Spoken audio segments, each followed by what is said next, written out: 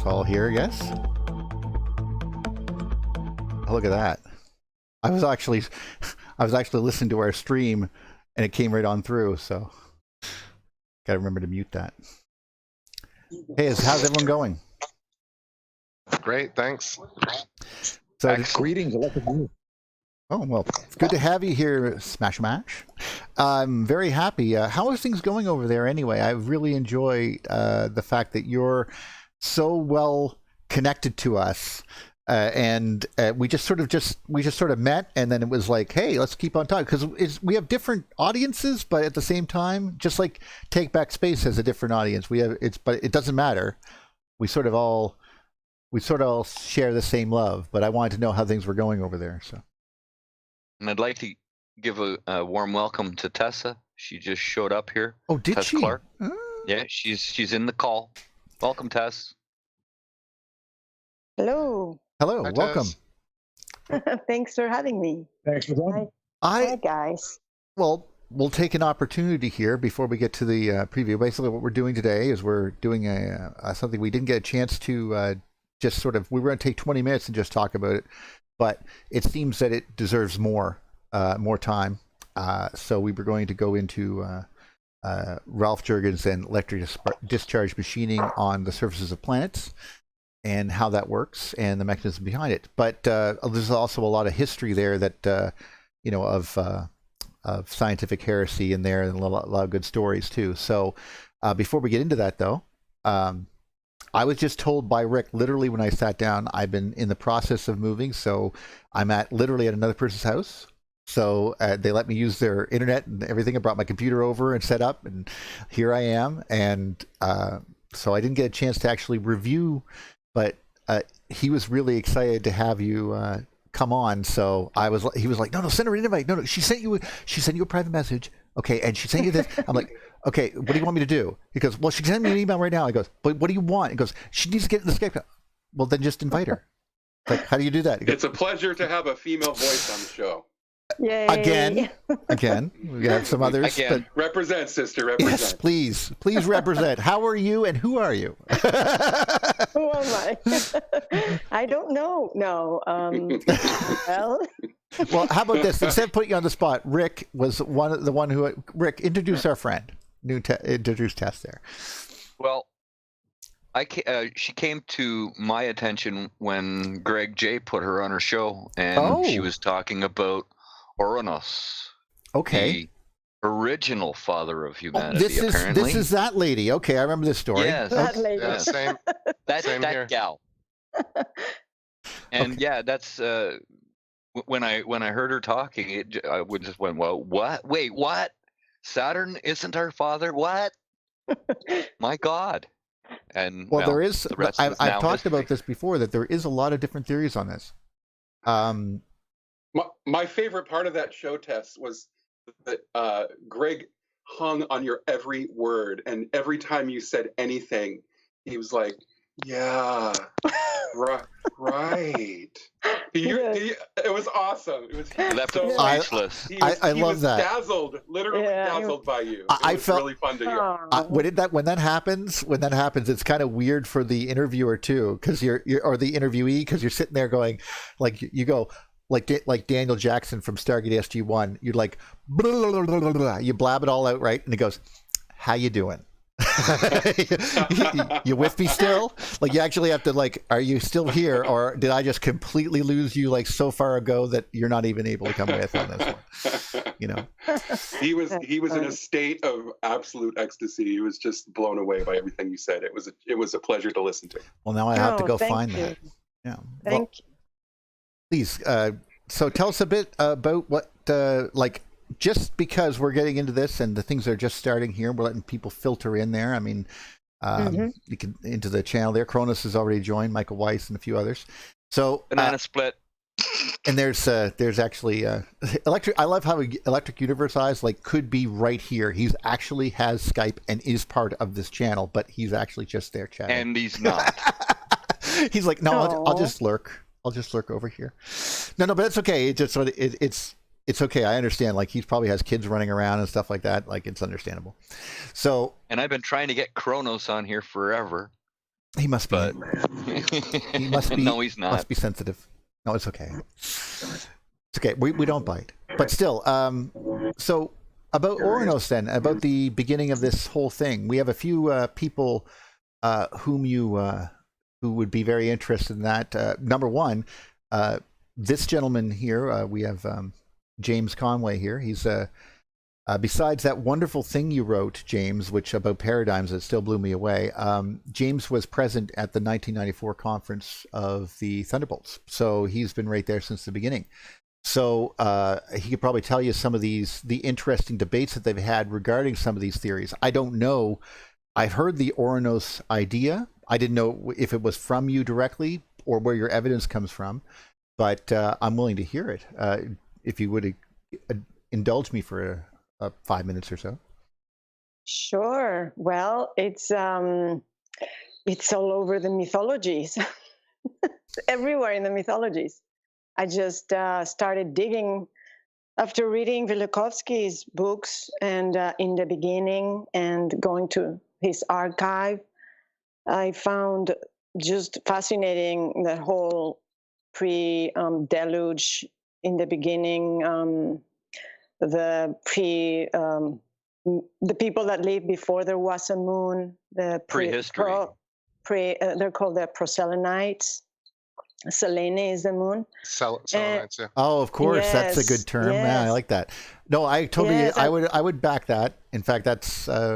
I've often said that the rings of the planet were destroyed when the moon arrived, or we arrived to the moon. One of the two. Mm-hmm. So I wanted to learn more about that, and I thought I'll just go and read as much as I could. Of course, there's so many myths, there's so many historians, and so much about all this that sometimes you can get lost, and there's books and books and hundreds and thousands of pages. So I tried to, as much as I could, read and try to figure it out and write notes, and it just kept getting more and more interesting with all the primordial gods. So beyond Saturn and Ouranos, there's Ether, and there's Phanes, and Ophion, and Nyx, which is night, and Chaos. And I was like, wow, what is going on? And also some of them must be different versions of the same thing, because a lot of these were conglomerated, like in the Hesiod's Theogony and stuff. So one valley might call one god the same as another god might call. So it would be challenging. Neil, take a look at the link in Skype for a link to the Uranus page, and you can see like family information and how, let's see, Kronos is considered the brother. Tess, what do you think? This is a game, Gaia, you know that, by the way. Gaia? Well, Gaia is the consort. And because it says the consort, see, when you're reading mythology, when planets marry or have a consort, that means that it's their planet. It's their planet. It's with them. So that's why I thought, well, if Gaia, Earth, is the consort of Ouranos, does that mean that it's orbiting or close by Ouranos? What is going on? So really I was trying. I was trying to understand. So that's a good point.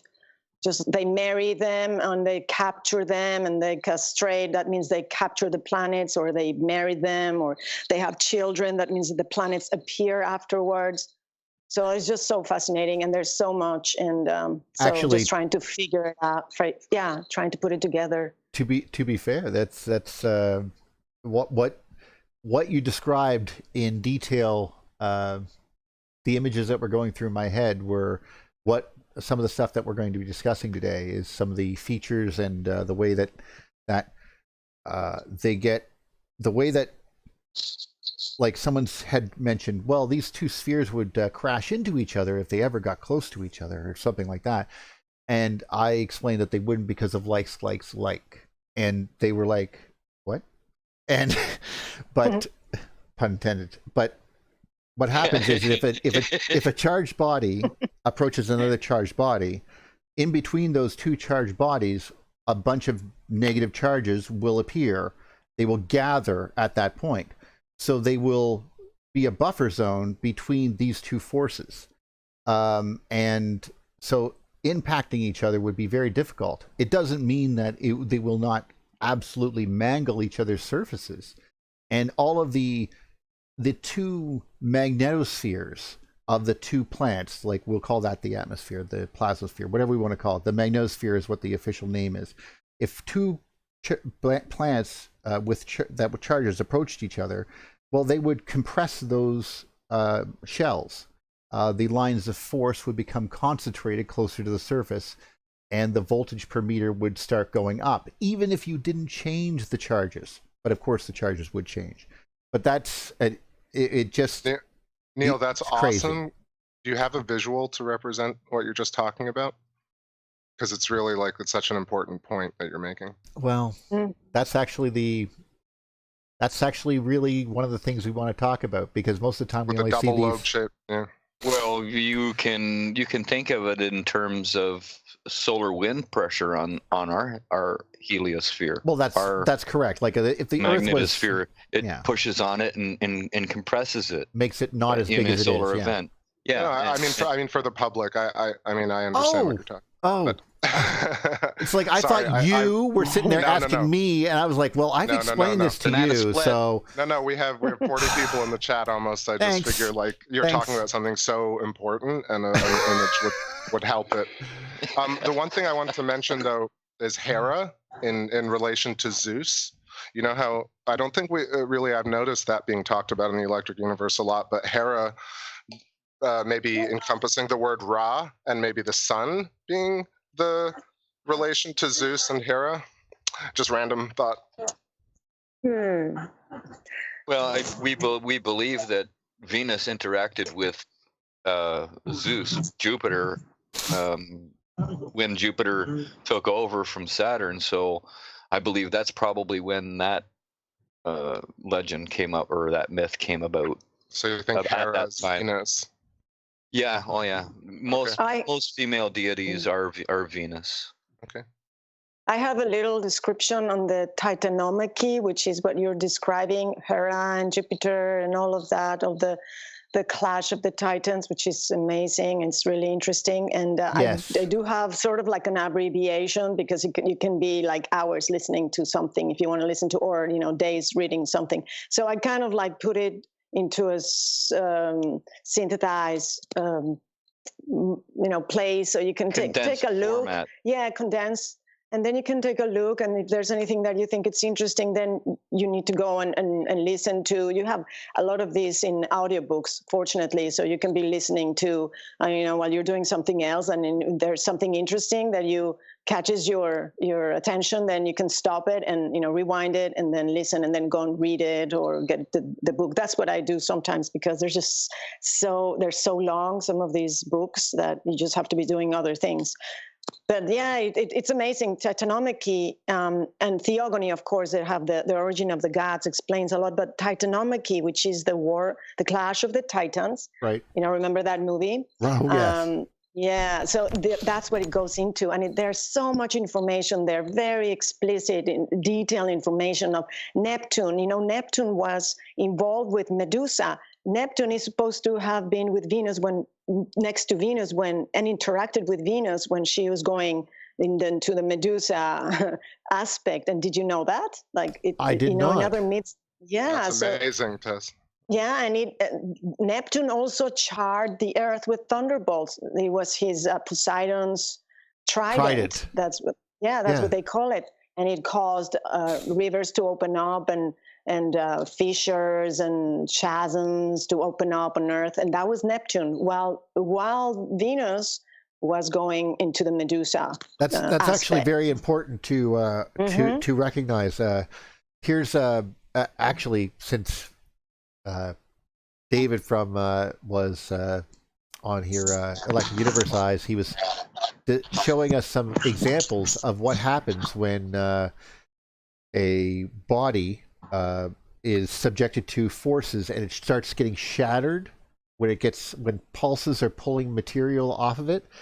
And it wouldn't surprise me to think that they would try to grab and move chunks of the earth, like it would happen. And the forces that needed to do this are there, and they just become more concentrated. See, just for those at home who asked, can you show an example of this? 2 positive charges. These are electrostatic, so this is not exactly remotely true with regards to the actual numbers, but just because this is an electrodynamic event.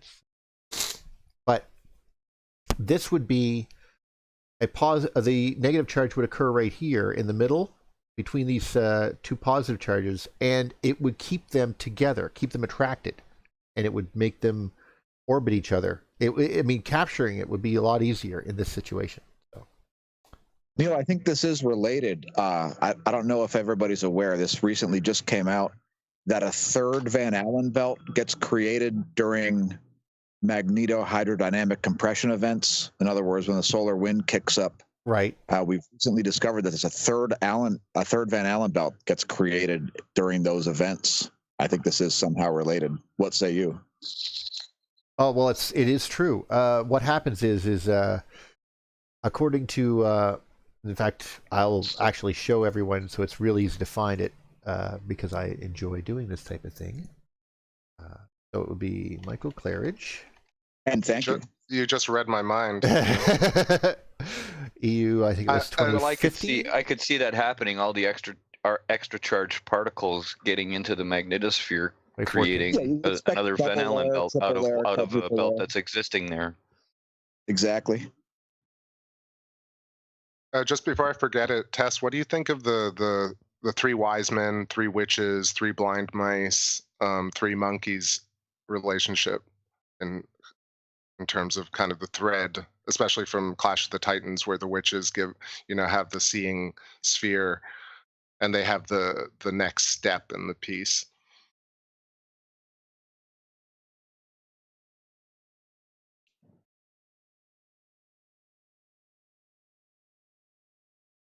Oh, well, I was directing it to all of y'all. In Clash of the Titans, there are the 3 witches, right? That Perseus has to go to in order to get the information to find. What does he get from the 3 witches?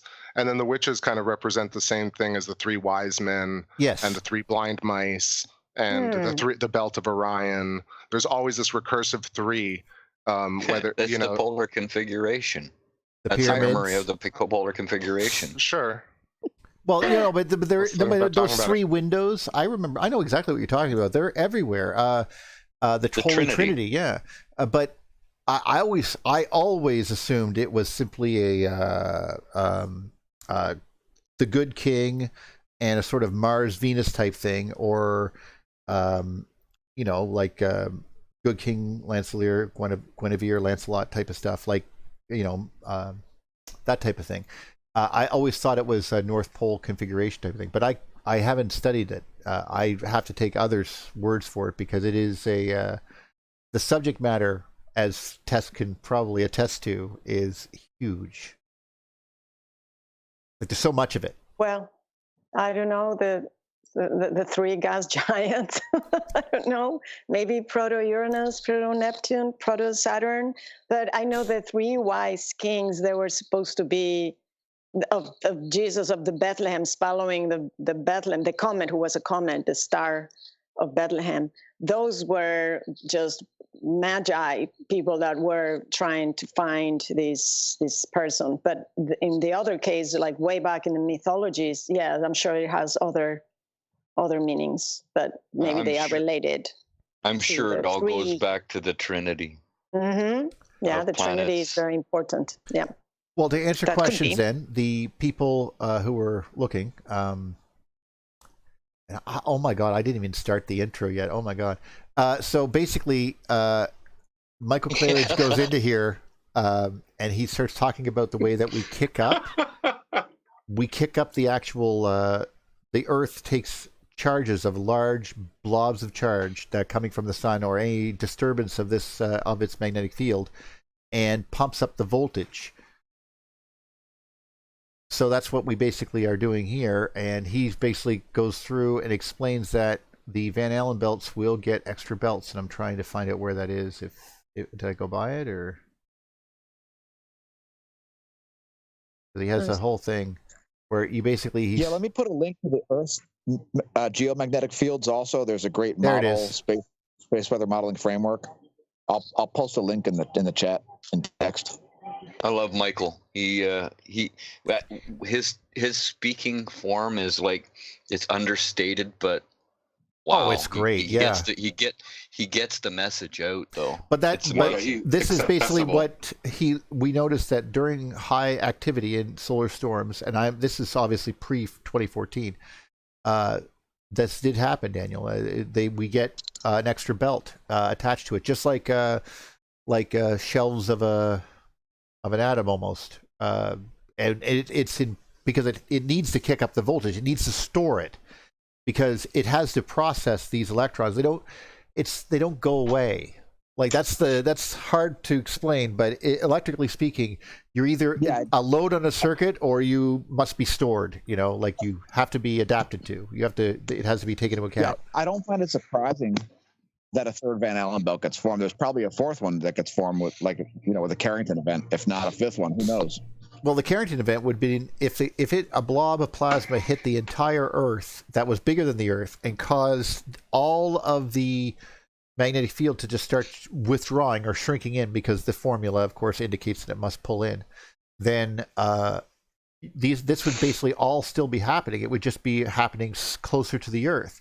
So this, and of course, it would be more concentrated, brighter, everything like that. And as it responds to this massive amount of charge that it now has to process, eventually when that blob goes by, the energy that was left would be the belts would expand to normal size again, but it would have all this extra energy that it would take time to go through. And we would obviously on Earth have to deal with the storms and so forth as they and activity for it could even last weeks after the blob passed, because it still has to be discharged, right? So heat is usually the easiest way to do that, but movement works too. So wind, moving, crashing into things, waves, that's all absorbing energy. There's a push me, pull you effect going on at the same time as the current moves. It has to either pick one or the other, or some sort of combination of the two. Yes.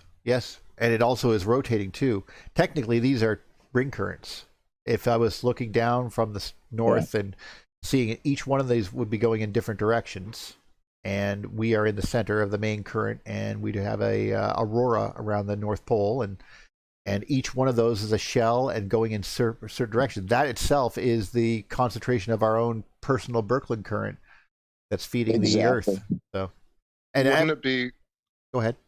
Sorry, I think I'm just looking at it and imagining it at all magnitudes, right, and in all forms. Is this also our aura? Our sphere of influence? Do we create these plasma bubbles as people and as thoughts and as quantum particles or whatever, the idea of quantum particle or frame of reference? Well, I firmly believe every piece of matter in the solar system is being fed energy by the sun. I firmly believe in Ampere's friggin' law, and Ampere's friggin' law tells me that this is going to happen. and that no, I just mean, do we elevate charge when we approach an environment? Like, do we have plasma shells that develop another? Around ourselves, around our bodies, yes, our brains, our hearts. That is 100% true. Communities and thoughts. We do. Not just people and every organ and every cell too. But even like news articles and events, cultural events, emanate probably in the same geometric framework on all scales. Like a foundational an electromagnetic field emitter, organizational element. I mean, I think that when we found music alone, music. I mean, if you could imagine what Ouranos was doing, to get back to what Tess was saying, and then what was happening to the Earth, then, it would be pretty devastating, I think. So, we would hear music. We would hear the whole Earth shaking, is what I meant. There's mass events where all culture is shook, like when Pearl Harbor happened, 9/11 happened. These are cultural events where not only one person feels it, it goes through the whole system. And whether some of them are orchestrated or not, some of them lead to and from and out of Ordo Ab Chao.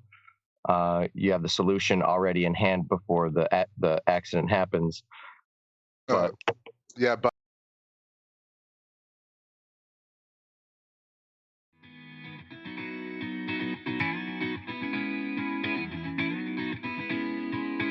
Welcome to the November 3rd edition of the Electric View. I'm Neil Thompson. Today we're going over moon crater evidence we didn't get to go over last week with highlights from the pioneer himself, Ralph Juergens. We will be discussing geological anomalies on Earth, the Moon, and Mars that exemplify these characteristics. Please take a moment to like and subscribe.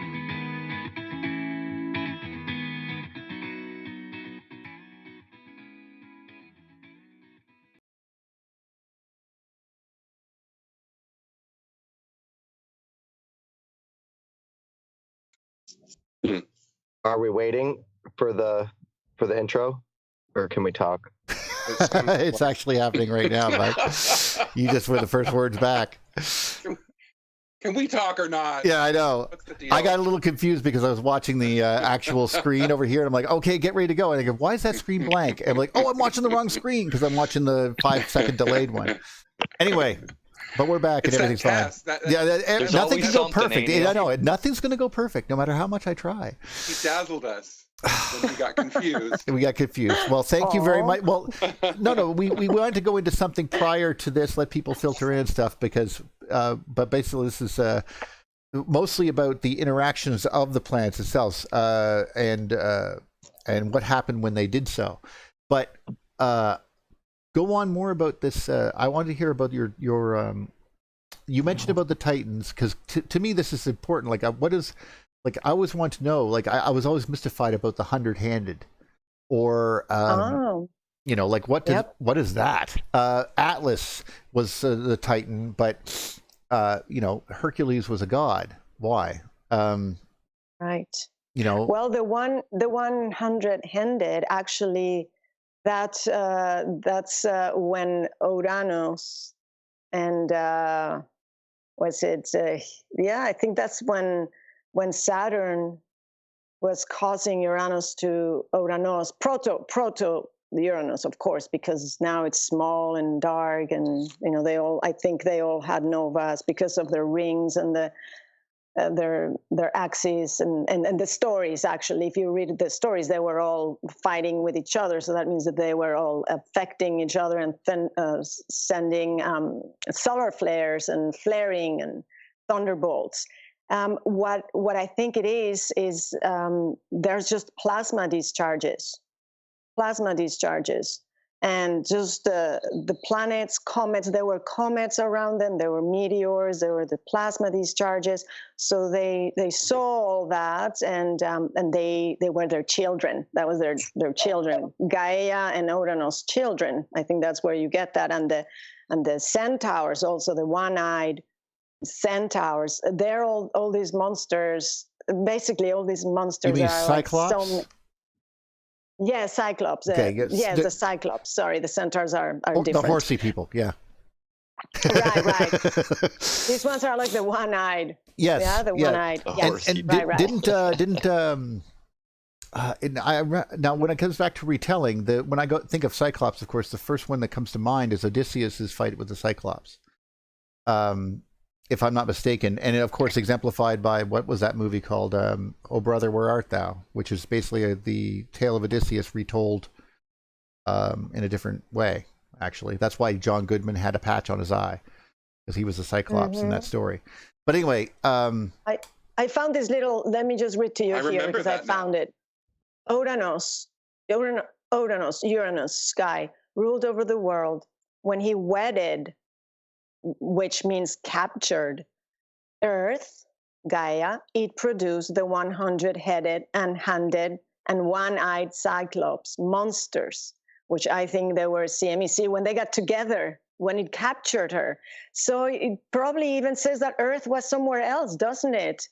Earth was somewhere else and it was captured because it was wedding Uranus.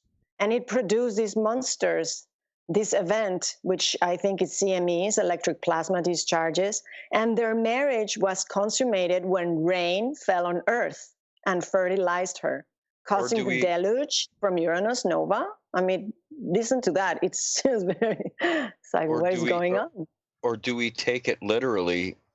We should always take it literally. Well, Well, It's basically like saying, are you calling these people liars? Because that's rude. No. I mean, it could be an interpretation of the new life ways of telling the stories, as opposed to the old ways of telling the stories, and them taking and saying Ouranos captured the Earth, but when in reality maybe the Earth was birthed at the same time as Ouranos and on the same Birkeland current and was pulled into Ouranos. Okay, no. No. Yeah. We have to see it from their point of view. There you go. Because we have to accept the fact that we have to understand that we are generally still just animals living on the surface of the sphere, and we can't know what didn't happen before us. They're not going to give us scientific details about the past, because they're trying to do a historical retelling, or that's my interpretation of this, and trying to make sense of it. So yes, we should try to make sense of it. But if they're saying that the Earth was created, then they're probably like obviously the Earth was not created in the creation myth that we know of, because God was already walking in the garden, type of thing. Yeah, it was too recent. It couldn't be. I mean, that's a very convenient type of thing, like sort of like a very, very obvious cutoff, like where they were trying to say, okay, there's some stories before this, but you're not going to know about Lilith, and we're not going to talk to you about any of that crap. And that was basically what they did. It seems to be, because it was the accepted Nicene version of this. Remember, the Nicene, and then later, of course, the King James was like, I have a better idea. We're going to do it this way, and so obviously they retell. That's why all the Jewish monks on the Dead Sea were wiped out, and all their scrolls were hidden away, because their story didn't match up with the accepted Nicaea version. Are you referring to the slaughter of the cult of the Essenes in 64 AD, or something like that? Yes. Okay. I just guessed. Okay, so anyway, we're talking banana split. I was going to say. All right, go ahead, Chris. Go ahead, Chris. No, we got lots of people in the chat room. I'm taking a look now. Yeah. And then I pinged you 2 pictures of Uranus and Neptune, from like actual pictures of them, so we can just look at them while you're talking about it. Because also talk about tilt of the planets being different.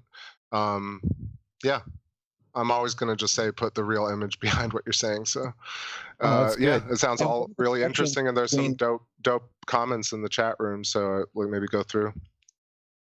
Yeah, go through the connection between Neptune and water. What about that? Neptune and water? I think Tess was just talking about that. Basically, the reference to the deluge. The deluge, right? If I'm not mistaken. Deluges. Well, there's been metaphorical ones, and there has to have been at least one good real one. Because the Egyptians said there was 3 deluges, including Noah's. There's 2 others. Also, what about Saturn? I mean, Saturn's got obvious implications for water. It's fairly obvious. Our water is identical to Saturn's, and our salt is identical to Saturn's. So I think that was a major flood from Saturn, the biggest amount of quantity of the filling up the oceans. But I think there was floods with a lot of the interactions of the planets. There seemed to, like Venus, there was 2 floods, Deucalion and Ogyges. Well, consider that if we were in a polar alignment and Saturn came and disrupted Uranus, there would be a column of water, like Neil says, that was there when Saturn was in the polar configuration. When we were in a polar configuration with Saturn, that would take care of one of the flood myths, and then Saturn got into the polar configuration and pulled the water back up again, and that makes sense. Well, look at this picture of the rings dissipating, and think about the concept of Earth having rings and them being dissipated by our moon, possibly, or different events. So I always talk about it on the show, just about how we have look at this shot. I mean, we have so few actual photos of Neptune. It would be great if it was more highlighted, I think, by the community asking for it, but 2, we have telescopes that can take pretty incredible pictures right now of Neptune and Uranus, and it just doesn't happen very often, I think. I'm still blown away by the fact interested. that I'm sitting here right now looking at a picture that was taken on a spacecraft that was launched when I was born. Kronos makes a point here. He says we should remember Uranus simply meant sky or heavens in their day. Actually, there's a connection between like Enki, the sky god. Uranus is a sky god. We gotta understand that they had names for things that were plasmoids. Like Saturn didn't really eat all his 8 children or something. There had to be just like in 1987A, there's a ring of plasmoids around that formed around it when the rings were glowing, doing its thing. Each one of them a cell, and then eventually they were destroyed and became just regular rings. Well, that's maybe what he did. Maybe they looked like they were falling inwards towards him, and he ate them, and but one didn't get eaten, and it was turned into a moon or something. But this is what I'm looking at in those type of terms. So Ta, for example, is the god that was the columnar aurora with the big hat. But it was also Atlas. Well, that could have been the one that's out of the southern pole, but let's not dwell on the specifics on that. But something similar to that, where Atlas is not a planet. It was a hourglass-shaped body that was holding up the sky. So it's the aurora as well, probably. And then you have another, the sky itself, the waters above had a name. You called it the firmament in some cases. You called it Uranus in some cases, maybe. So we have to understand that there was more going on than just like the Grim Reaper appeared every night to them in real life. Out past the dark side of the planet, out past the rings are shadows, and then you saw this hooded figure as the rings were looking right at you with glowing eyes, and then it would go away again. And that would probably freak you out. I don't know how else. I mean, I don't know. I don't think I'd be able to get my Mac on in the middle of the night. I'm just saying. I'd be a little bit, does God's watch me? Yeah, he's right there, and he doesn't like me very much. I can picture would be the Grim Reaper. Yeah, that is the Grim Reaper. He does bad stuff. That's why, each part of the rings would be a sickle on the side. So, I just saw a picture of it. I'll show you it. But keep going, guys. We got to get to Juergens eventually, but this is such a great topic, and we just got tests. So, since we're giving some background about what's going to turn into it, so Chris is going, oh my God! No, I don't want to stop it. Don't get me wrong. No. Really, I'm very chill today. I'm just throwing out ideas, but I'm looking at the bottom of this picture. Yeah. And you're looking at a hexagon? Exactly, hexagon, a central peak. I saw it too. That's exactly the first thing I saw. And if I'm not mistaken, isn't this the planet with the fastest winds? I see bullhorns too. Fastest winds? I think so, but I can't. I won't say for sure until I look it up. Well, yeah. If I'm not mistaken, the winds are just stupendous, like 1,200 kilometers an hour or something. So it doesn't have heat, but it certainly has energy being dissipated as a load. You were saying, James? Sorry. Does it not give off heat, more heat than it receives? No, that's just Saturn. Like Saturn and Jupiter. Jupiter does the same thing. Yeah, but Jupiter makes good sense why. Well, they all, another good connection would be the counter-rotating currents, right? So you're just like you were saying, Uranus has winds up to 900 kilometers an hour, it says, but then you have retrograde winds at the equator blowing in the reverse direction, probably a correlation to counter-rotation. Okay. I see what you mean. I mean, wind patterns, right, are moving along electrical currents, it seems, and through pressure mediation. And so it would seem that Birkeland currents inducing counter-rotation in the poles would probably induce counter-rotating weather patterns. Well, they have to be they have to be counter-rotating. You're absolutely right. We need to set on Earth too. I mean, the hemispheres seems to have a barrier that separates the two hemispheres of the Earth. But on Jupiter, for example, they are highly defined. And each layer, as you go 10 degrees north, each one is different. and it's a hard stop. It's a hard no. Like, that is that wind, this is this wind, and that only happens. That's not a gas law thing. That's a plasma thing. That's a that's a Birkeland current going through the planet, I think, and that's Right. that's yeah. Without those counter rotations, there's no evidence that there is a Birkeland current, and with the counter rotations is pure evidence that there's nothing but Birkeland currents. And that's a perfect example of what I meant when I said that when you're understanding these things, different layers, different charges, different power levels, the Earth can't express that many. We have like a couple cells, I think 2, but on Jupiter it has like 8 going up it. And these would eventually glow, and they're cells themselves, because I mean, if the more energy you are processing, you have to get that energy in and out of the current. The current must go in and out of the planet, and Exactly. it only has it only has so many ways to do that, and you have to give it more ways to do that if it has more power to process, and Jupiter certainly does. And keep in mind, I think it's as relevant if that voltage drops down very low as it is relevant if the voltage gets up very high, right? So, well, yes, you could actually switch into a different plasma state, and that's a whole different ballgame. That's what happens when you go from, hi, I'm the lovely Venus, everything's good, do you love me? I love my hair, do you love my hair? And then suddenly, boom, I am suddenly a tentacled horror from the depths of hell, and I'm going to rip this entire planet to shreds. Watch me go. Exactly. That's what happens when you go from glow mode to arc mode. But the main point is that, a spike in the graph isn't necessarily the only thing that's important when you're looking at the data. A trough in the graph can be just as important, if not more important. That's all I'm saying. No, and you make a valid point. I wouldn't in any way doubt that. We often, electricity is one of those things that, like, when you go to the minimum, like you say, okay, we're in a minimum state. Well, yeah, but that doesn't, we could hit a minimum state that pushes us suddenly to a different level. Exactly. And something big could happen. When you see, right. And for instance, when you see, I always call this proton light. When we get a coronal mass ejection or a solar wind stream, like from a coronal hole, for instance, you'll see the electron flux dip down where it's completely cratered for a period of, sometimes a couple days at a time.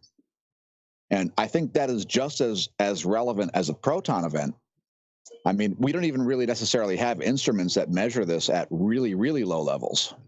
But for instance, the GOES electron flux, when you see just an increase in the solar wind density and speed, you're going to see that electron flux crater to where the GOES can barely even measure it appropriately. And then after that, it's as if the electrons are chasing those protons, which would make perfect sense if you understand the basic laws of, attraction and repulsion. And, that's a thing we see in these electron bridges, the same way when you detonate a nuclear weapon in space, these electron bridges, they'll stay in place for like a week at a time sometimes. That's actually a good point. Before we actually, does anyone have anything to add to that before? Because I have a question for Tess. So, because I mean, when you're talking about this on that level, it's when you're trying to understand. Yeah, I don't want to get into the specifics. No, don't get me wrong, but you have to. The people who are watching the sun are, because when you, if you're sending a blob of plasma towards the sun. Well, if you suddenly remove the plasma from that stream, you're just going to make the whole thing expand outwards. Like the Earth will just suddenly get a magnetic field bigger. Imagine if we were watching one day, just one exact day in one moment, and the sun suddenly shut off pressure going towards us in the field, and our magnetic field expanded to twice its normal size. We would watch all the clouds suddenly just start floating upwards. Like within, we could see it happening, and that would happen because it changes the capacitance massively. Yes, of the atmosphere. The whole thing would change. The atmosphere and the entire planet. Yeah, exactly. And these type of effects is why I think that if they were in a concentrated environment, the people of the past seeing this wonderful shit going on in the sky above them, and I apologize for swearing, would be, I mean, I would take advantage of it. I'd be like sitting there going, you know what, if I get a real big stick with a bunch of that gold twine you made and I stick it up in the sky, do you know that this thing explodes over here? You know, it wouldn't take long before you started playing with that stuff because it's all around you and you're scared of it. Right. I mean, people want to know what scares the crap out of them. You know, they want to fix that. And speaking of fixing it, there could be an even more important implication of this. For instance, we know that when we detonate nuclear weapons in space, we create electron bridges that stay in place for a long period, and they create. I love that term, electron bridges. EMP. Yeah, it's they're just sitting there and they're just, hey, protons, we want you really bad, and the protons agree. Yep, but they will. But the point is there some implication to intentionally detonating nuclear weapons in space in between you and a Carrington event to deflect them? That could be an actual thing. Oh yes, somehow direct 100%. You're basically. Let's say you want to slow down. I can't believe I'm actually thinking about it with nuclear weapons because it's never really hit my brain before. But because I mean, I would always think this is stupid. Never play with nuclear weapons. But okay, sure. Let's think about it. If you sent off a bunch of nukes in a particular area and positively charged that part of the ionosphere incoming to a particular strike, you would be more positively charged in that area. It would repel that force. It would cause a bunch of other things. I would not want to be the person who had to make the calculations because if you screwed it up, you'd be wrong. Bad. You know. Yeah. But I'm sure some people in the chat or watching this video are screaming like, "It did happen in the 50s. What about Project blah blah blah?" No, it did explode. Well, no, we did actually blow them up. Certainly done. Yeah, in the 60s, I think. Yeah, we blew up starfish. Fishbowl. Yeah. But what do you think the ramifications are? The reason the test ban is because of the electron bridging up there in the, I don't want to say ionosphere, I want to say farther out, but it was probably I don't exactly know the altitudes. I don't even know either. I do know that caused an artificial aurora, and we saw a bunch of streamers. Yeah, and that's part of the reason why we discovered Cygnus X3's periodicity, because somebody said, hey, we got to put a detector under 1,000 feet of granite in Minnesota. And then they discovered odd radiation from inside the galaxy and yada, yada, yada. But it's all got to do with the nuclear test ban treaty. And so we've got instruments all over the place. This is just amazing stuff that you're showing. Are you sure that's not the USS Intrepid blowing up? No, it got home. Voyager got home. Oh, no, wait. We're talking about the Intrepid I said class. Intrepid. Yeah. It could be the Reliant. Is it Reliant? Yeah. Well, God, no, I'm just like all the Ricardo Montalban lines are going in my head right now. I'm just sitting there going, but Kirk, I spit at thee, like that kind of stuff, he was great. God, Con. Indeed. The other one is Fishbowl, if you're looking it up. Oh, I was just, I actually wasn't, but I will gladly. Now, the question though, before we get anywhere, I saw it back here. Could we please ask Tess about the whole story about how the Earth got here from her new book Helios? I didn't even know you had a new book, so it's a good point to make. And since you're here, I might as well bring it up. So congratulations, and thank you. This is like the worst prepared interview I've ever had. It's like, who's this? It's a friend, Rick. Okay, cool. Blah, blah, blah. Oh, it's this person. Oh, they have a book. Well, thanks for pointing all this stuff out to me, Rick. This is great. We can officially interview her on another show. Maybe we could get to the Ralph Juergens stuff. No, we certainly will. Right? I just wanted to figure this was actually at least a fair point to ask. And then literally, I'm going through my tabs. So okay, so do you want me to answer? Of course, yes, please. Okay, well, I'll make it really short, but of course it's going to sound crazy because not to this audience. We're good. You need to go and read why I'm saying what I'm saying. But according to what I have tried to put together from reading the myths, so this is my little theory, and it can change, of course, as I learn new things. But you know how you were saying that Ouranos is sky, right? Which it was called sky, Ouranos, sky, heaven, heavenly sky. Mm-hmm. So, and again, if you go and read Helios, it's much more explained in detail there. But basically, what I came up with, the little formula, what happened was that Ouranos is the plasma sheath around the Earthlings. So Earthlings look up. The people are looking up and they're seeing this vault, this thick vault. They can't see the stars. They can't see the planets. They can't see the moon.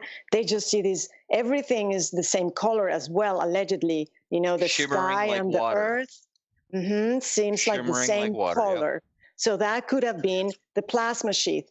And Newt, known as Newt, and other names in other different countries. For every country has their own name for this. Right. So imagine that was my conception. Okay, so they were looking at that. That was Ouranos. Then they also had Hephaestus, and I was like, okay, who is Hephaestus? That's heavenly fire. Who could heavenly fire be? Because red auroras, perhaps, as opposed to green. Well, yes, but remember, if they were, well, this is like my conception again. It could be anything, but what I thought is, okay, hey, I jumped right there, so. Yes, definitely. It could be anything that they see in the sky. The solar flares, it could be the solar flares of the core of the star they're orbiting, or if they're not orbiting that star, they're seeing solar flares out there, so they're saying, okay, that's heavenly fire. So, but according to the text, like if you read the text, they describe these seriously, like, okay, this planet came and cracked the egg. So I put it into an egg. Well, it's called the egg of creation as far as the Orphic myth goes. So you imagine the egg and you imagine Ouranos, or the heaven, the plasma sheath being the shell, right, of the egg. That's the outer, and you can't really see anything. That's why it's like a shell. Then the story goes in the Orphic myth that Kronos, with Ananke, his consort, his partner, who is plasma, or it's called serpentine coils. That's how they describe this Ananke, this goddess. Together with Kronos came and cracked the egg. So I was thinking, okay, well, if Kronos is Saturn, and then the Ananke's coils are the plasma solar flares, that the diamantine sickle that is sending towards Ouranos, that castrated his father, because that's the way they use it. He castrated his father with an adamantine sickle. Okay, so then it cracks the egg, and the plasma sheath is dissipated because we came into the solar system of the Helios, into the Birkeland current of the sun, which is the heliosphere, called the heliosphere. And like Walt Thornhill was explaining, all the gas giants would become again stars if they exited the influence of the heliosphere. Yes. So when they enter, they lost. That's a crazy point. That's a good point. Yes. Yeah, he said that. And I was like, okay, so I'm thinking about this. So then the plasma sheath dissipates. People then suddenly see up, and they see clear sky, and they see this core. There's a core now of a clear sun, and they called him Helios, because then that's like the next development of the gods.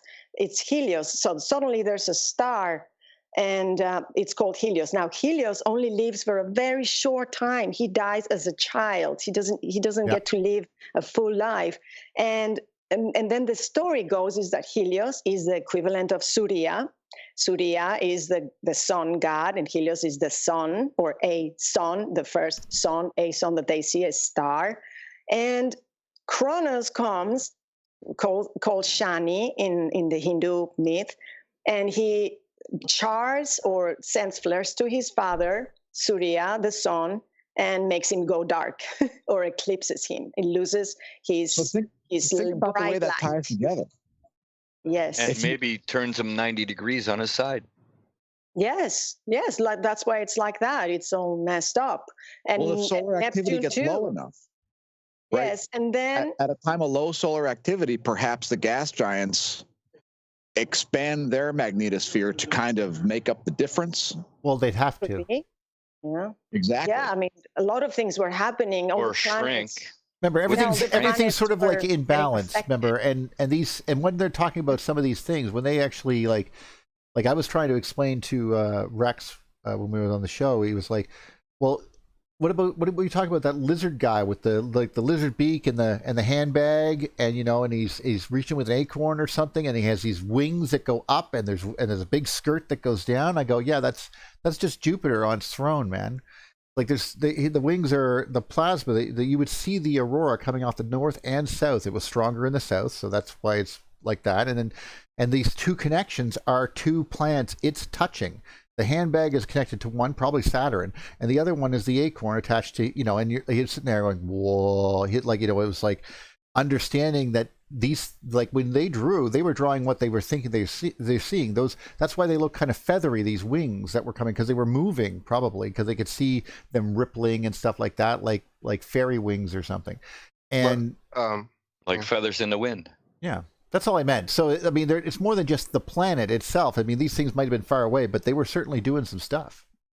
And I think it's their magnetospheres too. In other words, when two planets touch, they don't need to physically touch. If their magnetospheres touch, they're touched touching, because the planet is the magnetosphere. Just like the sun is its magnetic fields. If the planet's magnetospheres touch together, they've touched for all intents and purposes. Well, of course, but we just showed the pictures earlier. If you have these two spheres and they get close together, and they're right there. And then they're going to have, all of the negative is going to accumulate between the two of them. And now you suddenly have, if you could imagine then, so suddenly above your head where you're standing, and if you see a planet above your head so far away, well, then all of that would be, the force upon any part of the ground is suddenly extremely electrically charged, because it's now wanting to get some of that charge towards that negative stuff that's now up there. And this is a bad situation, and you're going to start having discharges. And I would like to input that this happens at the atomic scale too, people.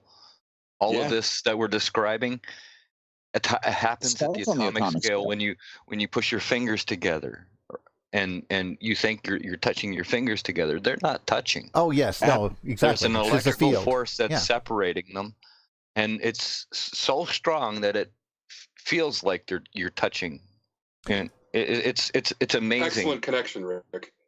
You're absolutely right. Shrunk the kids. In fact, it would be to see two planets of having a small little rock come in, like even a charged comet. That's understandable, but two charged bodies would repel simply because of what we described here. It would be like, the only way they could combine would be literally nuclear, like a nuclear fusion like event. Like, I mean, I'd have to deliberately send this planet flying at that planet, like it's not likely. Well, you see what I mean? It's not a situation that's going to, it needs a very, very high amount of energy to do that. Well, you see what I'm saying? You had to overcome electric forces and combine these two planets into one planet. Are you kidding me? On a subatomic level, think about the level of energy that there is when you have a solar wind at, let's say, 1,000 kilometers per second hitting the magnetosphere, where it's like, oh, hi, I found the electrons I've been searching for. Yep. And it's going to go right down the whole length of that thing, our tail, and try to and get electrons as it goes. Yeah. Quick note to that.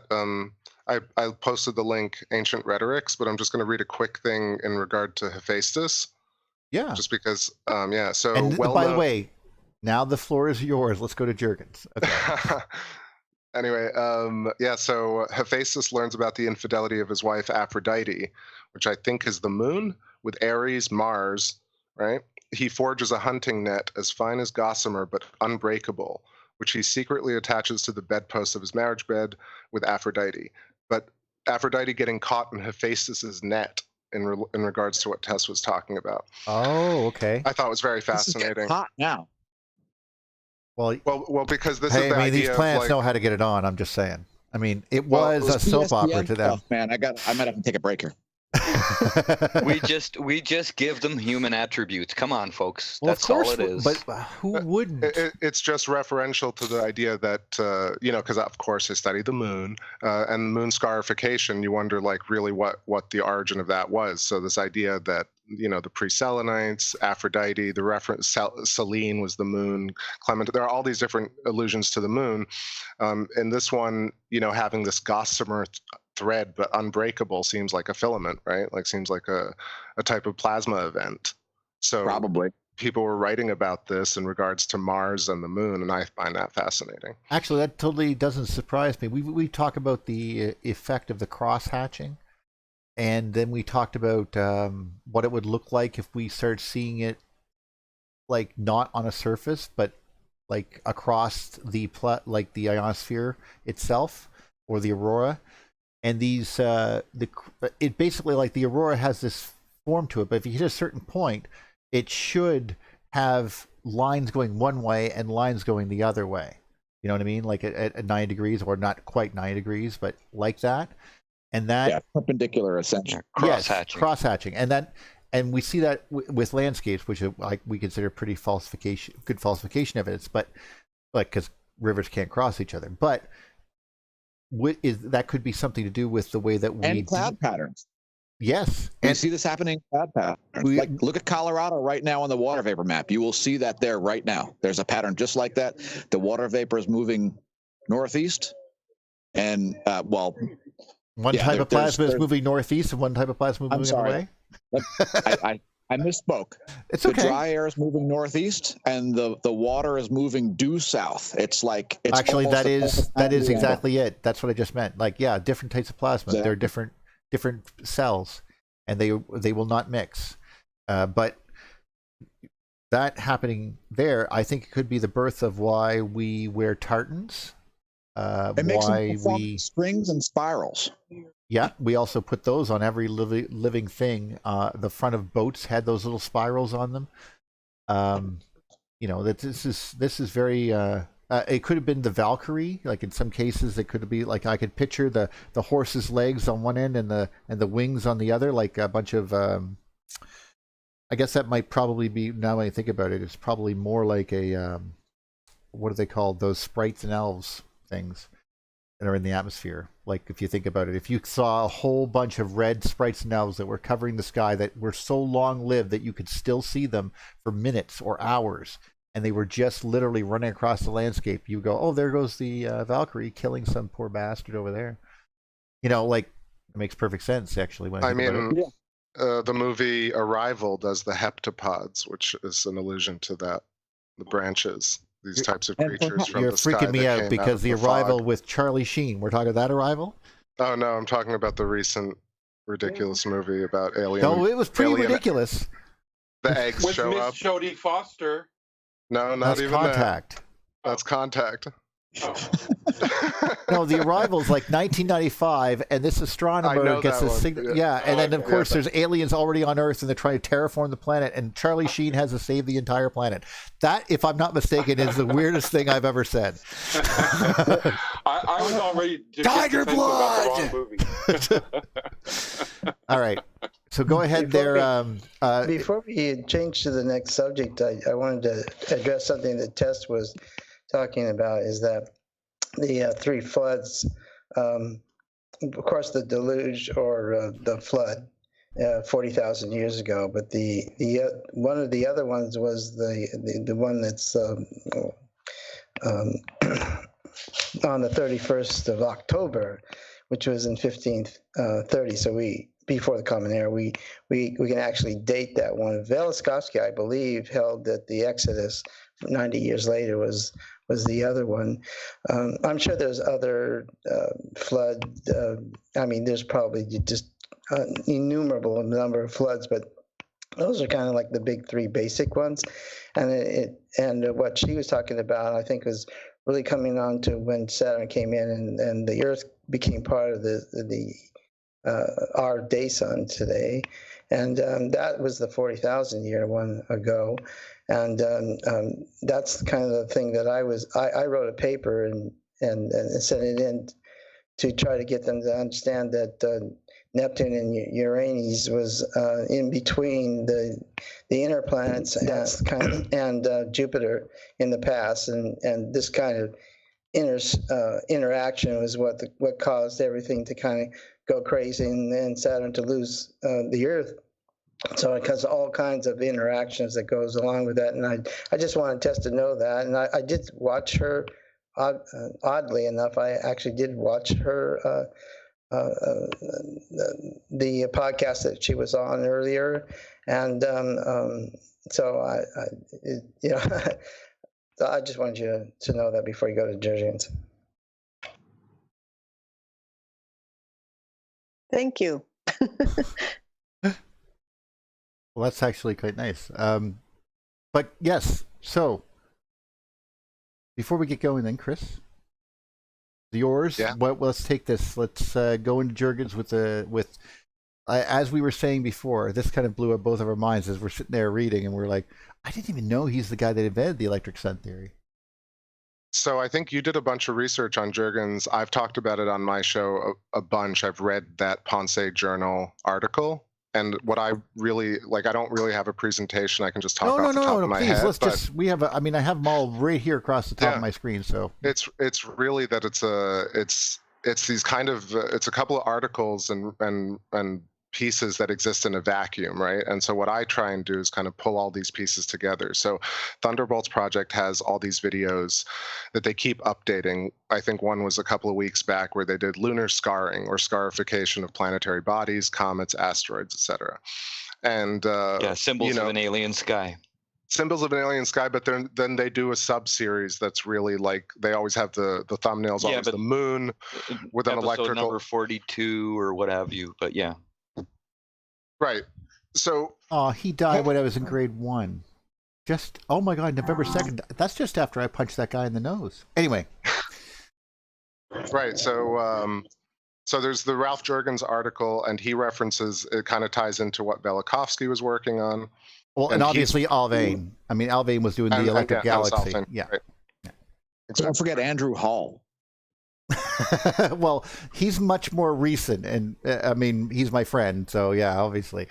But there's Brian J. Ford. There are a couple of other people. These are all dead people.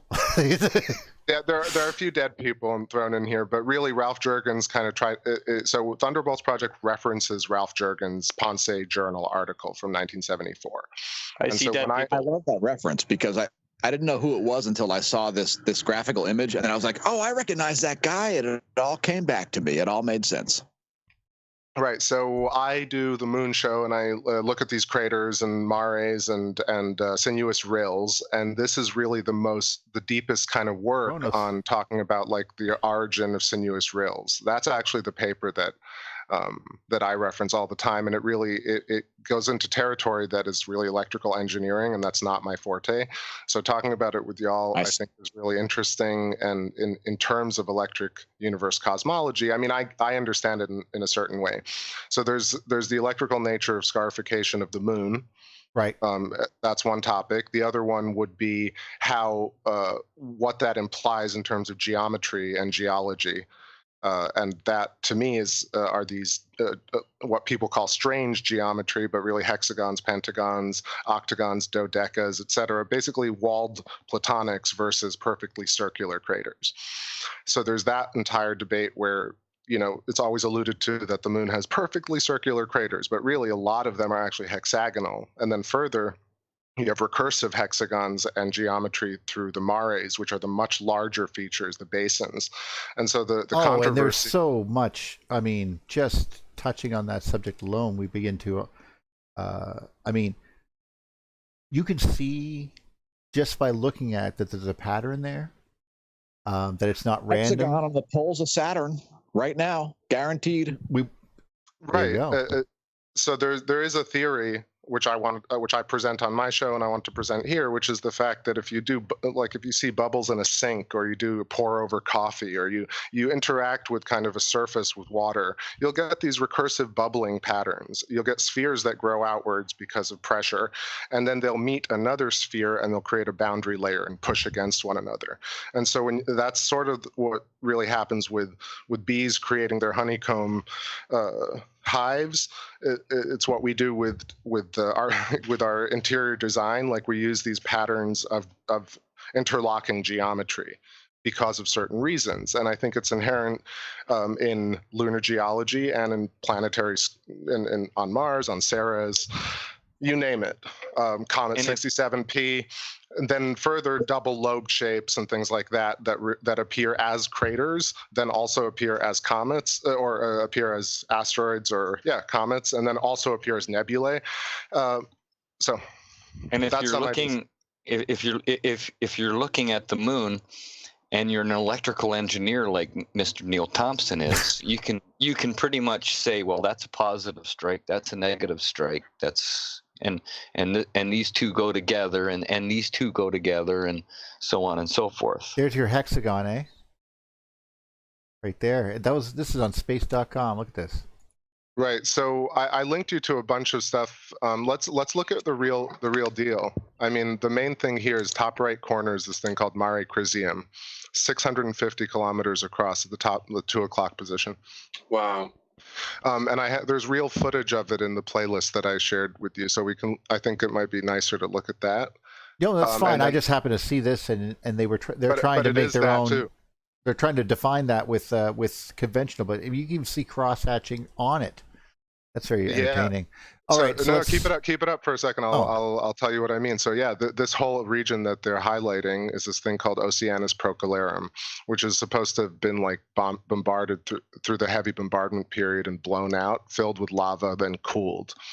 But in and of itself, it creates a giant hexagon. Then you have the mares themselves that are all Platonic geometry, and then you have craters down to the Tycho, Copernicus, Kepler. All these are mini versions of hexagons, and there are tiny ones. So it's in and of it. Looking at the moon, you can see 7 to 10 magnitudes of Platonic geometry being formed. And the controversy ultimately, I just want to finish, was that it's either all bombardment and volcanism, or there is electric scarification involved. Which and the implications are huge, because if the moon was electrically scarred, then you start tracing that backwards, then the age of the moon, the origin of the moon, all these things come into play. So there is a controversy. It's never really talked about, which is why this Juergens article and the Thunderbolts Project videos get almost no love, because what are people doing with this information? So this is kind of the point of what I try and talk about. You're absolutely it's right. Pretty obvious. Just so since we're looking at this picture here, just to be fair, those two strikes that you see there, those big ones that we can see as Tycho at the bottom, this one here. And I'm not sure about this one here. That's Copernicus. Copernicus up there? Okay. So if you note, none of these rays are pointing towards the center of this explosion. They're all pointing towards rims and other things like that. And they also, especially over here, have a definite sort of Lichtenberg pattern look to them. The Juergens was the first individual to use this type of evidence to say that Tycho was an electric crater, and more importantly, because remember, the resolution is not what it is today. I mean, this is him looking at this type of resolution and going, okay, but his today, this is among Saturn theorists is often considered perhaps the strike point, which the Earth discharged for a while towards the moon in several of these points till we balanced charge. I keep saying these thunderbolts of the gods weren't like lightning bolts. They were extended periodicity lightning coming from bodies that were close to the Earth. This just happens to be the top other bodies. These happen to be the top ones, by the way, because you can see clearly that these have not been covered up by like strikes. Eventually, will rain down debris over time. It just happens. But these we're are talking lightning on a cosmic scale that would last not milliseconds like we see today, but hours and maybe days even. Oh well, this might have taken months or years before we stopped. Before it stopped glowing to us. It probably had a nice, like, I'm sure that the moon had a beautiful blue glow while this was going on, as with constant discharge of lightning around it, just like a fire, just like the end of a match in space. Just like a nice little glow around it. But it was draining off power, and we were balancing to it while it was inside of our orbit. It was inside our magnetic field, and it had barely anything. So we crushed its field, gone, and then that was the first discharge point right there, probably Tycho. And then over the next several years or whatever, probably longer, because it's still considered to be somehow a goddess for a while. So it probably had an ephemeral cloak around it for a period of time, a coma. Well, that gossamer thread we just talked about with Hephaestus's neck. Do you think it maybe had a more elliptical orbit, and then the charges circularized the orbit? I would like to think so, but I cannot dwell on that at all. That would account for the that would account for the later strikes. I do electrical engineering, not orbits. But don't get me wrong, I know what you mean. I'm just saying a more elliptical orbit would account until it got captured and equalized. It would have to have equalized and become fairly stable fairly quickly, because in no time flat we were able to predict with it down to 9 decimal places. Well, fairly quickly would mean a few months or a few weeks. No, I mean fairly quickly, as in a couple hundred years. Oh, okay. I mean the calculations we did them so that we learned that so many months is the 19-year cycle is about even, and then we started doing more calculations, and we were able to calculate, we learned that it takes 27.5 days before it gets to the same star, but it's 29 days before it gets to the same place on the Earth. So the orbit between the two let us know that there's the 2-day discrepancy is going to happen between the moon and the Earth with regards to these, the way that, because this is a whole new thing that suddenly appeared to us. It just showed up, and we suddenly had to deal with its shit. And I don't mean that the Arcadians didn't know it. No, because we had to know. We had to go, okay, well, this is obviously something that matters. Oh, and it goes dark occasionally. Well, when it goes dark, everyone freaks out and kills everyone. So we should probably just, predict that. It's real. I mean, what Tess said earlier, the pre-Selenites is a really interesting thread. That they probably want to kill them all off, and I'm not kidding. Well, the Greeks religion's called crazy them the people. Arcadians. Okay, there you go. Exactly. Well, if they knew about them, this had to be a problem, then, didn't it?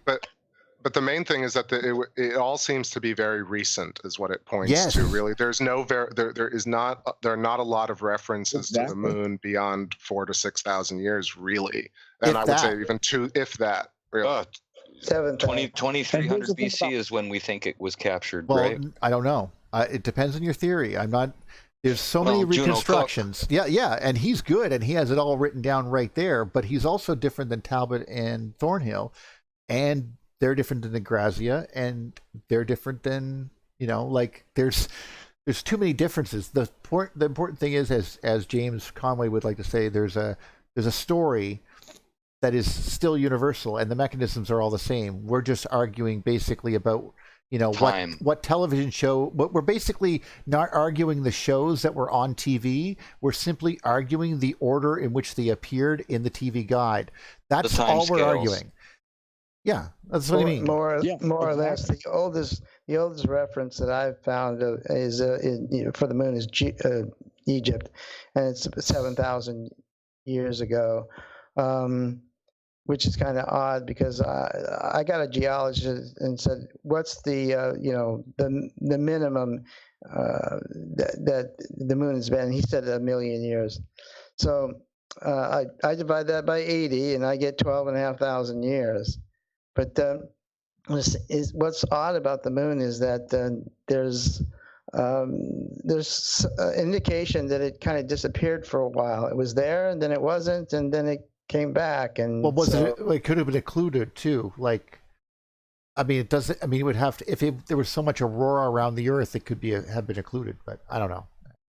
I don't know how that works, but what I find really interesting is that the bubble, the sense of bubbles, because this is what the miners figured out. This guy was drinking a beer and he looked at the foam of the beer and he said, "Hey, we could separate things with this." And it turned that's how miners separate, the chaff from the metals nowadays. Is this bubbling formation thing? It's that strong. So I just wanted to put that out there. What's the mining thing have to do with this? I don't know. I'm suddenly confused. Yeah. No, explain it to me if you want. That's fine. You mean the beer? Well, yeah. Like, what do you? It's a practical application of the concept. Oh, okay. Sorry, I was the bubble pattern on the moon. That's what the hexalong. Thing is, that's caused by the bubbling of the thing, and so it's electrical, obviously. And of course. I talk about this plasma discharge. I'd actually talk about what these things look like if we were doing in the video my video on geology. I talk about balloons of fire coming down, and then we witnessed, and that sort of effect is exactly what we're referring to. Yes. So what I'm saying is that bubbles in the beer is a lot stronger than we think, because that's how they separate the metals by the miners. I suppose you're right. It has an effect. I mean, enough that you can utilize it, which is, It's almost like smelting. Yeah. Okay. What picture do you want me to throw up there, Chris? Yeah. No. I mean, we can talk about, like, I guess, the moon from a distance, right? What you were I can follow up with what you were talking about. So Tycho at the bottom, right? Yeah, okay. Named after Tycho Brahe. With the metal nose. Impressive. Yeah, exactly. Lost it in a duel. Wow. So no, I mean, somebody shot his nose off. I mean, that's that crazy. Has to suck, eh? So, but apparently he had like all the cool high-tech gear in the region, and people would flock from everywhere, even to the point where other astronomers of the day, like what's his name, Johannes Kepler. I was going to say not Copernicus. No, not Copernicus. Kepler was writing books about Tycho Brahe. So anyway, all the galaxies are accelerating. I swear. I wonder, I mean, but that's the other thing. You think about the expansion of the universe in terms of bubbles, and maybe it is filling with more and more matter and expanding in terms of. No, I know. I was just highlighting misunderstanding of redshift. I don't want to get into it on this conversation because it's Halton Arp forever. Oh no, we're all with you, bud. Cheers. No. Of course, Halton Arp gets no love. Halton Arp forever. No, we love that man. So yes, indeed. So quickly, just the other two. So the idea that the transient lunar phenomenon or very bright white craters on the moon are an indication of youth, right? Speaking of the idea of redshift or misinterpretation of brightness, right? Right. So top left corner, you have Aristarchus crater, which is a diamond with a very bright white. That is probably the brightest spot on the moon, besides at the very top right, at the 2 o'clock, to the left of Mare Crisium, there's this thing called Proclus crater. No, the Crisium is the Mare, the dark spot, to the right, the 2 o'clock. Okay. Lower, all the way at the right. Yeah, down, right there. That's Mare Crisium. Oh, okay. That's 650 kilometers in diameter, and a very strong interpretation of a hexagon at that size of a Mare. Yep. Hexagonal. To the left of it, there's a tiny little bright white spot called Proclus. So if you you connect that to Aristarchus to Tycho, it's a very clear Aristarchus, yep, and then Tycho. That's evidence of a high pressure and a low pressure cell next to each other, no? Ooh, essentially, the geometry of this is so very particular, and the moon is like these perfect examples of stuff I've seen them talk about on Electric Universe. I'm like, this is like lunar geology is just this beautiful frozen petri dish of examples. Just for coolness factor, these white spots are facing us. Like it's very important because this is the face of the moon that we always see. Exactly. I can talk to that really quickly. So Please a lot do. of people are like, we don't know about the the far side. It's called the far side of the moon, not the dark side, the far side. But we do have pictures of it. And the fact of the matter is we don't have these pools, right? These mares or these dark areas. They're much more prominent on the side facing Earth. So there's a massive discrepancy. Exactly.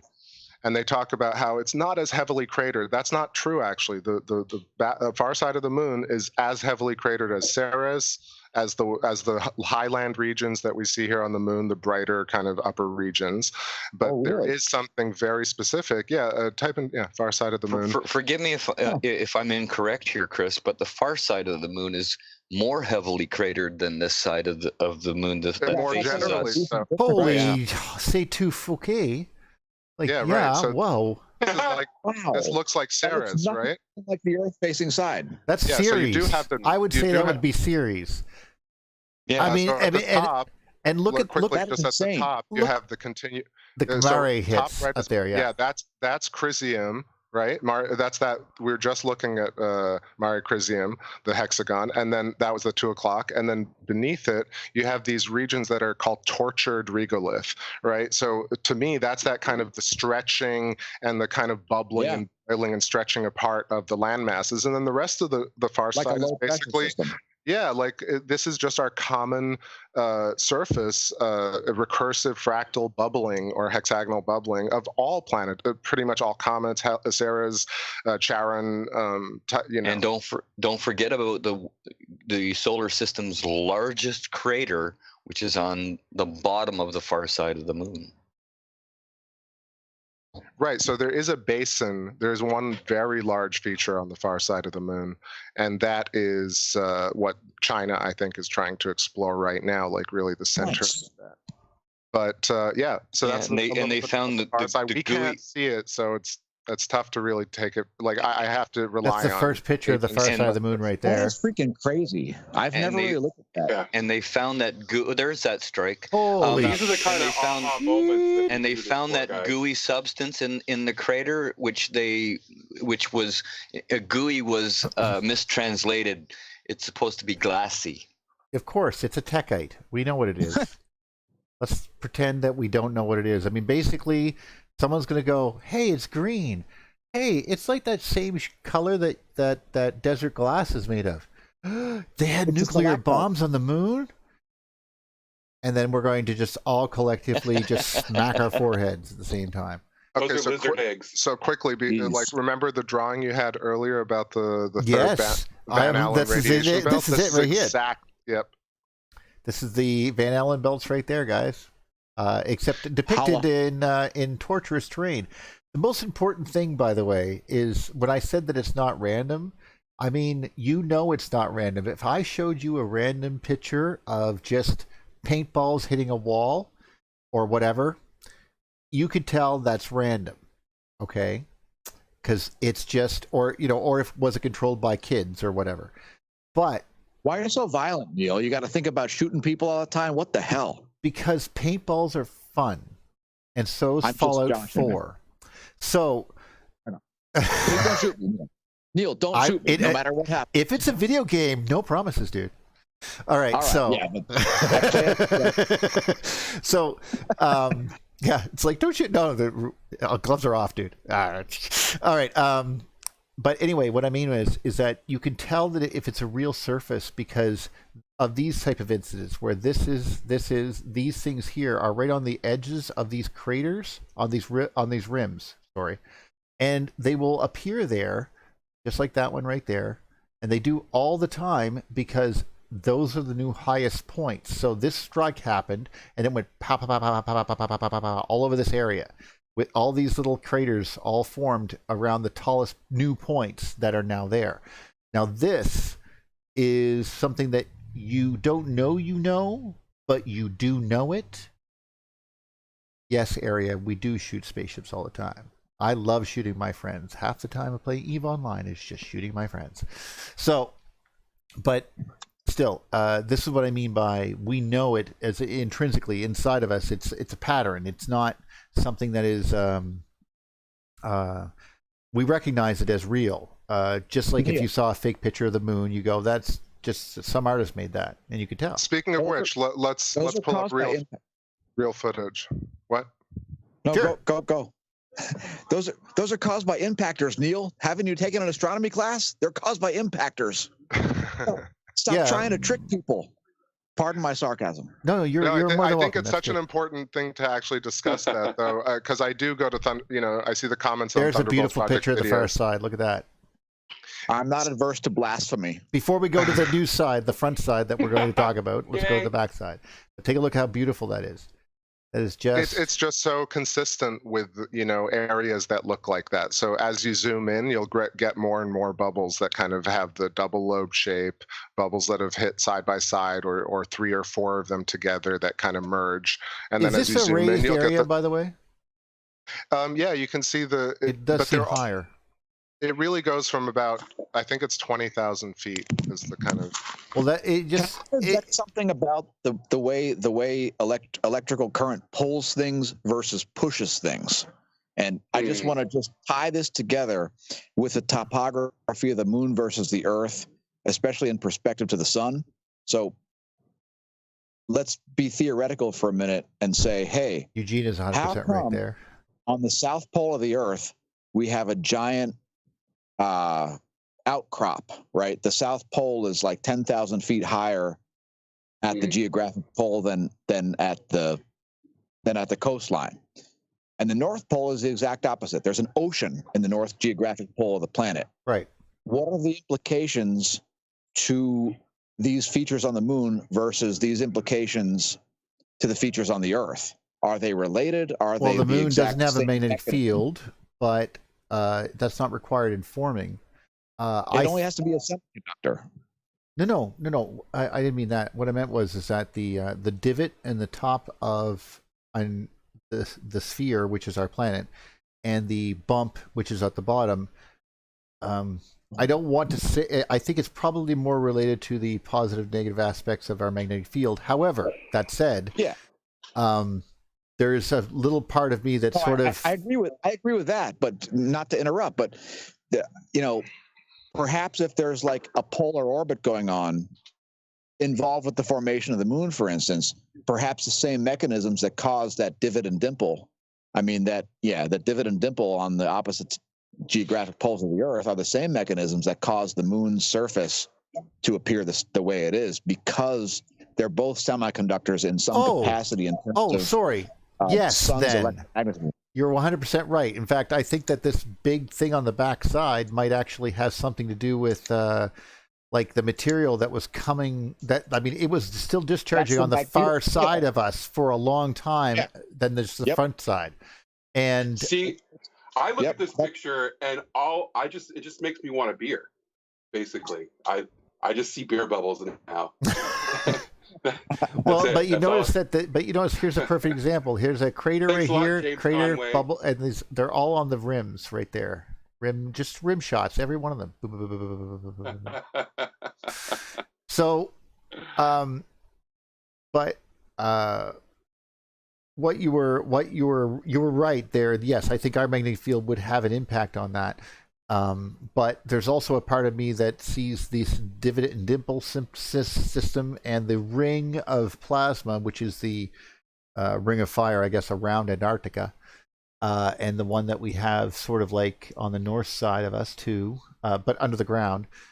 There's a part of me that sort of wants to think of that as sort of a geode, because the divots and the bumps and the thick ring around the middle is how you find geodes. So geodes are weird though, because a geode, you look at the outside of a geode and you see what amounts to igneous rock, right? So you see igneous rock, which is going to behave when you try to pass electric current through it. The igneous rock is going to act like a semiconductor. But inside the geode, you see metamorphic rock, which doesn't really conduct at all.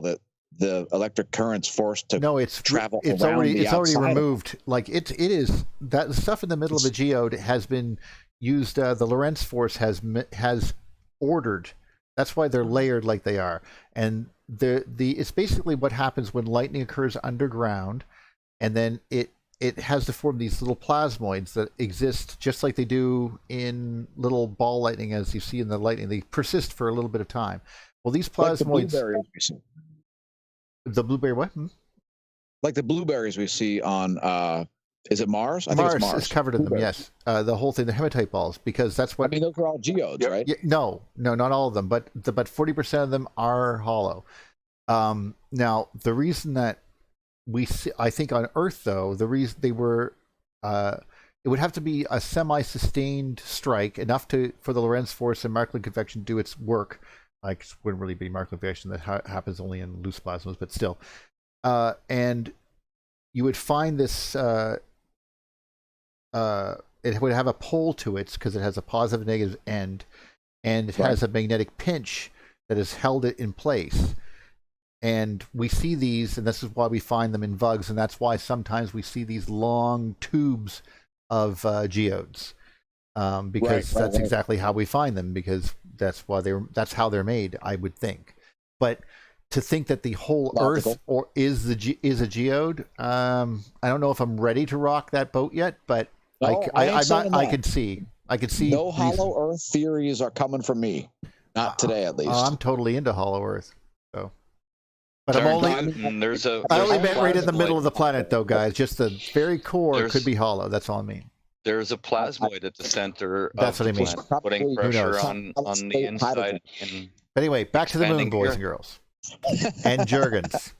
Electric sun or not, all these things are coming from his mind. I suppose we're all sort of like floating in his boat, but let's do a quick thing. Check in with chat, and then let's pull up. I was going to ask you which one you want me to click on. Try the first one. This one? And then you'll see. Let's talk about Aristarchus, because this has been like 4 years in the making, probably.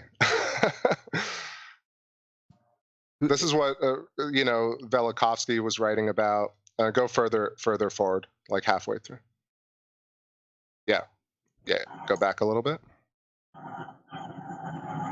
So that is awesome. So we can look at like this I'll is a pause particularly when you say yes. Yeah, so I'm moving towards top left corner, which is this main feature called Aristarchus, right? It's what I was pointing out earlier. It's essentially like a diamond shape, like a parallelogram or a trapezoid right here, to the right of the screen. I guess, I'm coming up on it right here. Oh, okay. Neil deGrasse Tyson called. He said that's caused by an impactor, so shut up. Just kidding. No offense, Neil deGrasse Tyson. Look at this. He's a good dude. Look at this. Move along. Tell Neil he owes me $20. Neil Officer Bar Brady. Look at all this. No, I mean, see, I'm just blown away by just how these. I didn't even seen these long, flat stretches before. This is. Anyway, okay. So, do I keep going? Yeah. No, keep going, and please comment on it. The idea is that, like, think about how many shows talk about the moon and how many people talk about space, and they never look at the actual. Did you make thing. This yourself, or? This is I've never seen anything like that. Surface images. Well, the thing is, people don't. Not the moon. People don't film at these particular hours. This is like at 4 a.m., right? 4:30 in the morning. Like, you can't really, if you wait up, you need clear skies, you need to stay up, and you need to film with really good gear. And think about the parameters of how many people actually have the gear, the time, the clear skies to do this. But are you in Florida? Can you even see the sky in Florida? Peace. I thought it was just light down there. You can footer to the bottom of the Pacific Ocean. What's that? You have none? Okay, well, fine. I rest my case. Okay, so flip to the next. Okay, flip to the next video. Okay. Or you can go back to Aristarchus and we can talk about that. Let's just go back and let's. Yeah, look. Okay, let's pause on Aristarchus for a second. That right there. Go back. Yeah, that was right before it. Sorry. This pause, and full screen. It is. Oh, sorry. Okay, yeah. I'm looking at it in Skype. It's half the size. My bad. Okay, so this is the feature. Yes, sir. Okay, so this sinuous rill in the middle, the dark kind of snaking canyon, this is what Wall Thornhill talks about. This is what Ralph Juergens was writing about. This is what Velikovsky saw probably in his own telescope. And I'm sure a lot of people who look at the moon end up here and look at this, and now it doesn't. I've seen look Aristarchus with my own eyes, technically, because I've actually seen many times the moon with a telescope from the 80s to the 90s, but it was I had an 8-inch refractor, and it looked like the size of a large dinner plate. You know what I mean? Like I had that kind of detail, if you know what I mean. Like I don't know how big that really is, but it was. It's about 90 kilometers across. The crater Aristarchus in the corner. So the whole thing is about 350 kilometers. This snaking sinuous rill that they call it. I'll explain the controversy here and what the kind of what you know. I don't think you even have to, because look at it. Man, but go. Can I comment? Yeah. Please. It looks exactly like a Lichtenberg pattern, or a couple of Lichtenberg patterns interacting, and nothing at all like what an impactor could possibly do. Well, thank you. Agreed. Thank you for stepping on my agreed with. Grade. But really, like I think let's point out a couple of things. So top right corner, usually Aristarchus Crater, which is now dark at this particular day, is usually the very bright white transient lunar phenomenon, glowing bright crater, right? So there's the idea there is that there are a couple of factors that create these transient lunar phenomenon, basically glowing white spots on the moon. The leading theories are electrostatic dust levitation, so remnant magnetism creating surface dust to actually float and shimmer.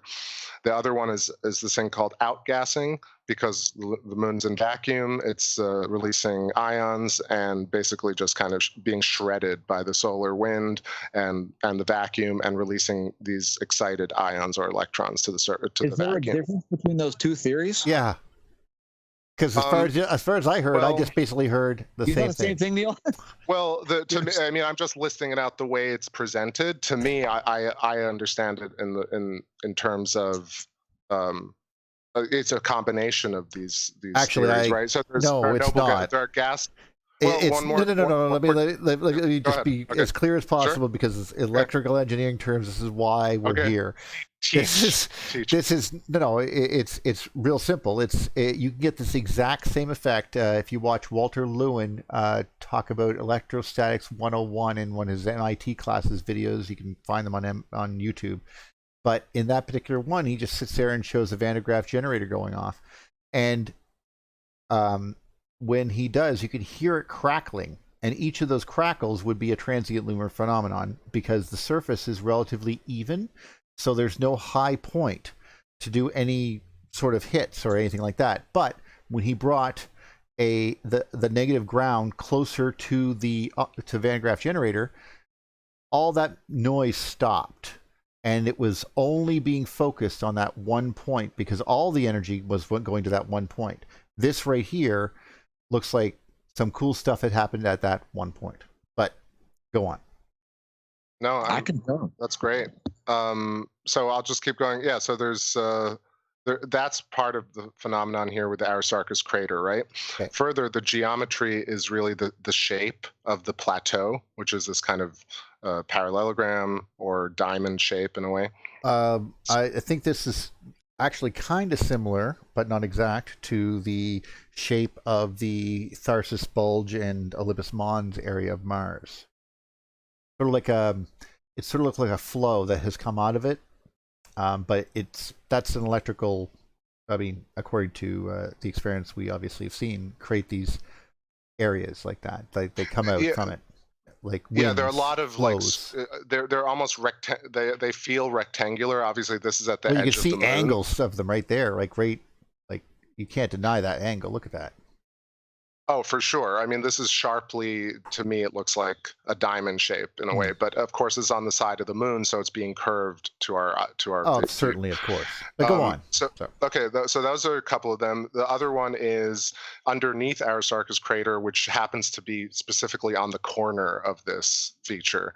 You have Herodotus, which is a flat-floored crater. That's the kind of head looks like, that one. That's Herodotus. That's about 30 to 40 kilometers in diameter. In and of itself, it has its own kind of angles. At the top right, you can see it's a little bit hexagonal at the top.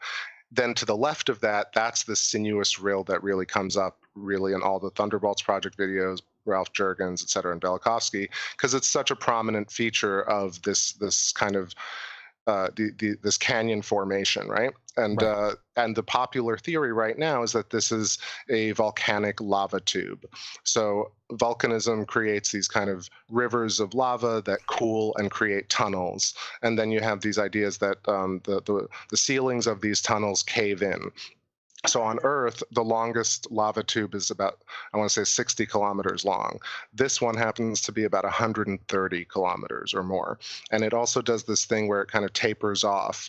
And also this is what, viewed from space, might add. Right. And it has a gooseneck as well, where it kind of, that little hiccup where it kind of bends inwards and kind of curls back around.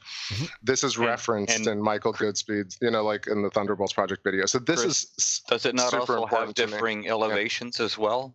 Like yeah, exactly. So the gooseneck kind of goes up, apparently it goes uphill. It's hard to see it here, but it seems like there's some funky business going on here where there's really, like, it seems like an arc moved across the surface. Lava magic. Yeah, you gotta have experience looking at topographical maps to really understand what this is, or you gotta be involved in photo editing and stuff like that, or perhaps art to see where the light sources are, to really have an understanding of the real shapes of these formations here. Well, I think I got That's something. a really good point. In each of the major formations, I see at least a partial hexagon, like a half of a hexagon in each formation. Mm-hmm. Yeah, and what's crazy is that... okay, so I don't know where this is right here, but that is an example. This is Rima Hyginus. So you knew what this was instantly. Yeah, because there are 3 or 4 major cuts on the lunar surface that are these 100+ kilometers long that have sharp walls, and they have... they're about 11 to 15 kilometers across, and then have a tiny, thin version of the rill cutting right through the center of these. They all have the same one. Wait a second. Isn't that evidence of those dune worms just pushing that rill up? What is it? Actually, besides that being totally awesome, I don't think they were that big, were they? if you see right here, this obviously goes up and down over top. It does it a couple times, so this is clearly not water or any sort of thing, and I don't know, collapsed lava tube my ass. But if I turn this off here, but notice this little ridge right here. I point this out coming off this crater, and there's a ridge here, and there's sort of like almost a crater here, like it could almost be one, and then I noticed that there's a bridge between these two craters. Right. So what's fascinating, it really is I don't want to say controversial, but there is this kind of idea that if this is not a lava tube, then really, it's not, I don't want to say smoking gun, but it's one of those things that you have to address. It's fairly smoking gun to me, but and this is why I think Ralph Juergens was talking about it. If you read the you can't deny it. It's right in front of your face, and he only had. You got to understand. You could see it with your own 2 eyes compared to the Mars, which we only recently in the 90s got pretty good pictures of that. That's a fairly recent event. So pictures of a battleship smoking gun? Yeah. Okay. All right. So let's quickly pull up the next video, and we can look at Mare Crisium just so we can keep the thing moving. And anybody in the chat, please throw in ideas. Like, I'm just coming from a place of having done visual. Okay, right here. Cool. You can pause it and full screen it. I find it super interesting that next to any sort of a feature like this, where there's a pressing down, you see a lifting up, the same way we see it in the atmosphere. If you go to, for instance, windy.com's pressure maps, you're going to see a low pressure cell next to a high pressure cell. Well, you're not wrong there. You're not wrong. In fact, we see it. We also see it in crust rebound as well. Well, I don't even know about what crustal rebound is, but what I'm talking about here in this instance is you're absolutely right, Daniel. No, they're the same thing. I was just going to say that there's no atmosphere to rebound, so the effect will be on the surface dust, which, of course... No, I know, but... This is why I think this happened. You're right. I'm agreeing with you. So, yeah, baryons are baryons. So whether it's a high-pressure cell affecting nitrogen and oxygen or just a lithosphere, in space doesn't care about... really what stuff's made out of, for the most part. No, it doesn't care at all. Can it be ionized? Yes. If it cannot be ionized in individual as a part, like it will atomize it to a smaller amount. It'll turn into a current. Yeah, exactly. I mean, no, well, even you can get, because of that like thing we were talking about, that occurs between asteroids, and the asteroids of the asteroid belt might be a ring current around the sun, because each asteroid itself is a link to the next one in the chain, because there's a between each one would be a bunch of negative charges that are just floating there, just dust. You know, that's all it would be. Yeah. And you would have each one of these balls would be positively charged. So you're going to have a chain of positive, negative, which of course they can pass an electric current across. See, the current itself is not the movement of the charges. The current itself is the completion of a circuit which allows the EMF force to travel. And that force is, of course, caused by moving current, but it is much faster than actual, like, the electrons themselves moving or the parts moving themselves. Yeah, Correct me if I'm wrong, but but there are ancient descriptions of when Saturn and Jupiter reached the asteroid belt that their magnetospheres lit up. I correct you. You are wrong. There are no pictures. There may be artist renderings. it would make sense so that they would. descriptions No, of ancient I just had to say that. Anyway. It would create more Van Allen belts between each other and create more energetic double layers, and hence create more plasma discharges that would be visible with the naked eye. It gets a lot worse than you think, because once you start doing what you just described, you start going to have these layers are going to be more concentrated, and there you're going to have the magnetic fields occurring. So they're sort of inducing currents, and then you start getting loops on the surface of the planet to deal with the induced currents that are coming from above. And so you're going to have induced currents underneath the planet as well. And, well, then stuff gets real. Stuff gets biblical. Yeah. Try to press two magnets together. Try to take two really powerful magnets and try to press them together. That's what we're talking about. No, actually, try to take two of those electromagnets that are made by the friggin' giant cranes and stuff that pick up cars and crush them. Try to put those two together and imagine trying to do that. And then imagine that's because I have to express that regular magnets, even though we think of them as strong, they're nothing compared to the power of this force if you apply massive amounts of current to it. Ampere's law is unforgiving with regards to what would happen if you start. I mean, we've seen examples of it. I mean, it will crush coins. It will blow things to pieces. We did. They made a magnetic field, the most magnetic field they did, with a one loop turn that vaporized the loop, but they got 250 Tesla out of it, which was enough to make. I mean, it was just a stupid amount of magnetic force. So, anyway, back to you, Chris, because we're obviously talking about this particular thing. No, it's great.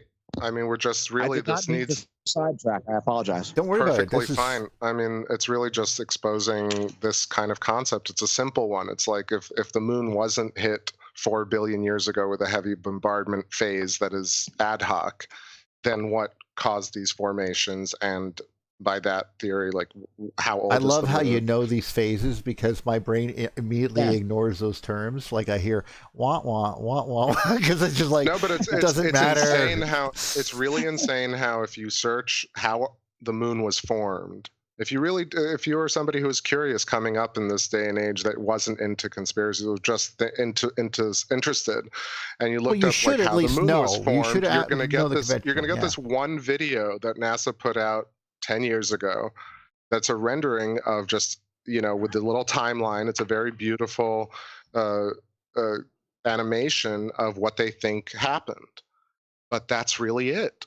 It's crazy. I mean, like, there are no discussions, there are no panels, there's no Griffith Observatory panel saying, well, we have this, but really, is this how it happened? Because there are these features that don't look like this at all. It's the same thing with the Comet 67P or any of these things, that Thunderbolts project, where it's like very obviously they're not showing something them is to the going world. I mean, that's the big thing. I mean, they show them and they disappear again, and the desire to explore them is not there because there's no funding in bucking the horse, and that's the trouble. There should be funding in bucking the horse. That's what you should fund. Like if I was looking to go around and go, hey, do you have something that you want to say will overturn everything? Here's some money. Do you have something that overturn everything? Here's some money. Do you think this will be something that we've already studied before? Okay, well, tell me what you plan on learning from this. And usually when they do something like this, they actually have a hidden agenda to try to expose something they think might be true. And I don't mean really, I mean, good scientists are always trying to actually do this. I mean, you want to do science, right? So, I mean, I think there was one example was Vera, whatever her name was, Costello, I can't remember, and she was finding out that the theory that all of these stellar things were supposed to be in this particular order, none of them were in the particular order. And so someone said, well, she's obviously wrong. We should just cancel her funding. Like, and of course, thank God, the guy, I think it was Jeffrey Burbidge, said, no. I'm reading the comments and I'm participating in the comments more this episode and talking less apparently, but maybe that's good for the show. Who knows? But Eugene says Juergens' solar model is rubbish. Change my mind. I love that. Yeah, I love Eugene. Nice. Why aren't you on here talking with us, Eugene? Come on. Actually, also, Eugene, I followed and liked your videos. I'm getting through them. Awesome. To be fair, Eugene's not wrong. I'm sure that Juergens' first draft, so to speak. Bagashoff? Yeah, that's Eugene Bagashoff. Yeah. Oh, nice. Yeah, he's a good dude. Yeah, he's a good friend. Trying to get him on the show. The last time I talked to him, I failed to record anything. We just talked about weird cosmology and astrophysics stuff, and I got to record him next time. No, he's absolutely totally on. We were in Bath there. We had a great time there, and it was. We got a chance to actually sit down and actually have a nice quiet thing at the symposium where we get to see a lot of. I wish I was in better shape because I really want to be more active, but I had to rest a lot, and it took a lot out of me. But what about some cycling, man? Head to the Lehigh Valley. I'll hook you up. Oh no, I injured myself. I hurt myself. But anyway, I hurt my back. Anyway, okay. Oh, okay. Yeah, so, simple stuff. So looking right here, back to the thing. Yeah. This is a feature called Mare Crisium, Sea of Crises, and Sea of Crises. Okay. The crises. I like the crisscrossing in it too. It's very nice. Yeah. So Pierce and Picard are the two little islets. If you Picard, of course, I know is a reference. That one, that's it. That's Picard. Yep, and above it His is Pierce. Bald head. Okay, and this is Piers. Okay. Right, and then to the left, that bright one with the little the one I was pointing out earlier. Left, up there. Yep, that thing. That's Proclus, and that's along with Aristarchus, Tycho, and Anaxagoras, which is up in Mare Frigoris, are the four really the brightest features that we see from Earth. So they say that brighter means younger, and they think that Proclus is an impact crater. And to be fair, this really looks like a mound from a distance, and getting close up on it is very difficult. However, when you do get close up on it... So that's one of the four you referenced initially, right, Chris? Yep, this was the top right corner, exactly. Right. This was the 2 o'clock. Okay. Aristarchus was the 10 o'clock, and then Tycho was the 6 o'clock. And this creates the trifecta. But if you look at this, there are a lot of things going on here. So right in the middle, first of all, Mare Crisium, the whole thing, looks like a giant hexagon. So this is a perfect example of not just craters being hexagonal, but entire mares or seas on the moon. These darker regions are hexagonal very prominently, like almost insane, like just right there in your face. For 4 years I did astronomy. I didn't even consider the implication of what that meant. It just means that these are lattice structures and that there are boundary layers that are being created somehow, either with pressure or with growth or either hydrodynamics. But the idea that something impacted the center of Mare Crisium and then left this shape is very confusing in terms of trying to link that together. Actually, what's even more confusing is that each of those craters, Picard and Piers, are in the middle of black spots. Like it's like the rills or rays go around them. They don't try to not hit them. Like how does that happen? That's not something that you can't make that happen. Well, mean, really, what it is, it's recursive. It's recursive apple core toroidal geometry, and I'll show you what I mean. So, so Mare Crisium right now, if you look to the left where Proclus is, and to the left of that, that's Sea of Tranquility. So that's the top right this corner. Way. The whole darker up area. Right, up this way? No, left. You have left, it right this there. This is Sea of Tranquility. Okay. That's the Sea of Tranquility creeping up under the Terminator line, and then you have Proclus, and then you have Sea of Crises, Mare Crisium. But if you look at the middle, this is almost the Squatterman apple core hourglass hyperboloid. And then you've got the infinity sign. You've got the double lobe shape. You've got the apple, you have lungs. Wings, lungs, Squatterman, even. You have sinuous rills. I can keep going quickly, but the litany of electric universe, symbolism, mythic archetypes exist all here. And then recursively inwards and outwards. If you zoom out, Mare Crisium is basically the center of a spiral galaxy S, which is crazy. So for me, Chris, what I hear you saying and what I'm seeing is, these are literally fingerprints of the Birkeland current interaction.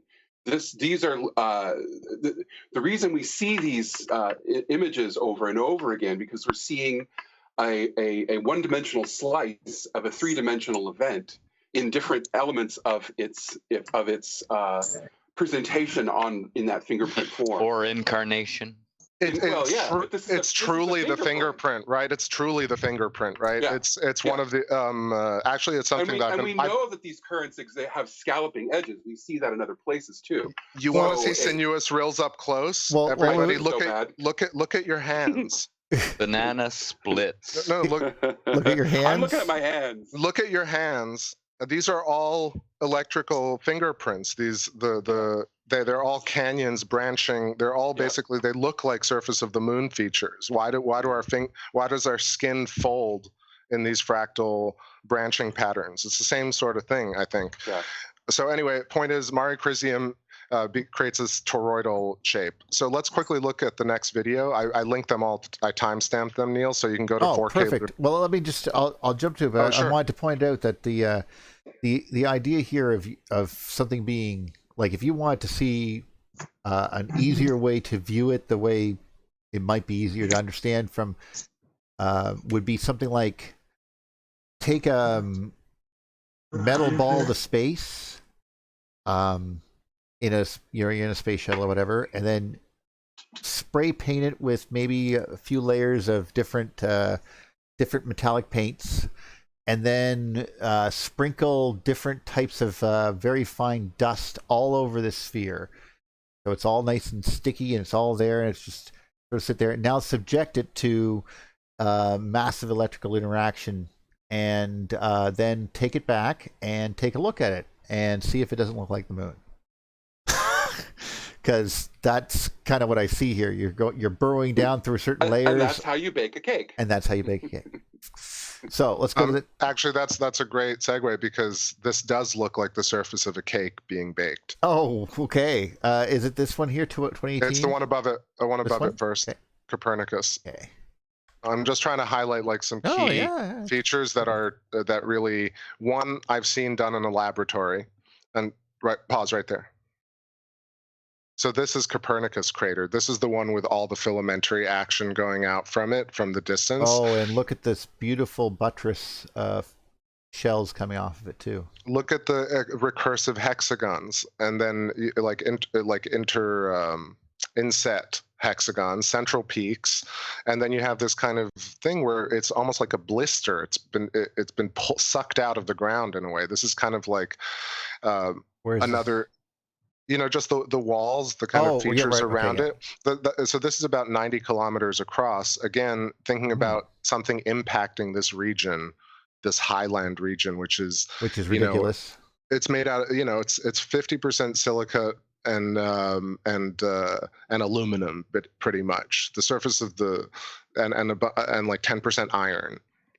So the surface is going to create erratic features, I feel, and then the electricity is going to create organized features, which is what we're seeing here. So the right side, especially right side to the bottom right corner, and then further on, you can start seeing how the corners actually create a hexagonal form and not a circular form.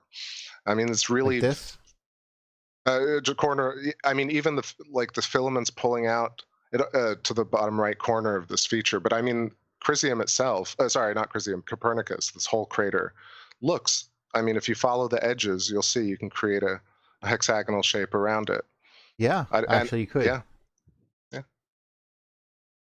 I mean, and it just means that this is expanding, right? And it's circular at first, but it reaches pressure zones, and those pressure zones form hexagonal features. It seems to be the same reason that the hexagon is formed on Saturn's poles, and probably. Well, it's an inherent state of stability, right?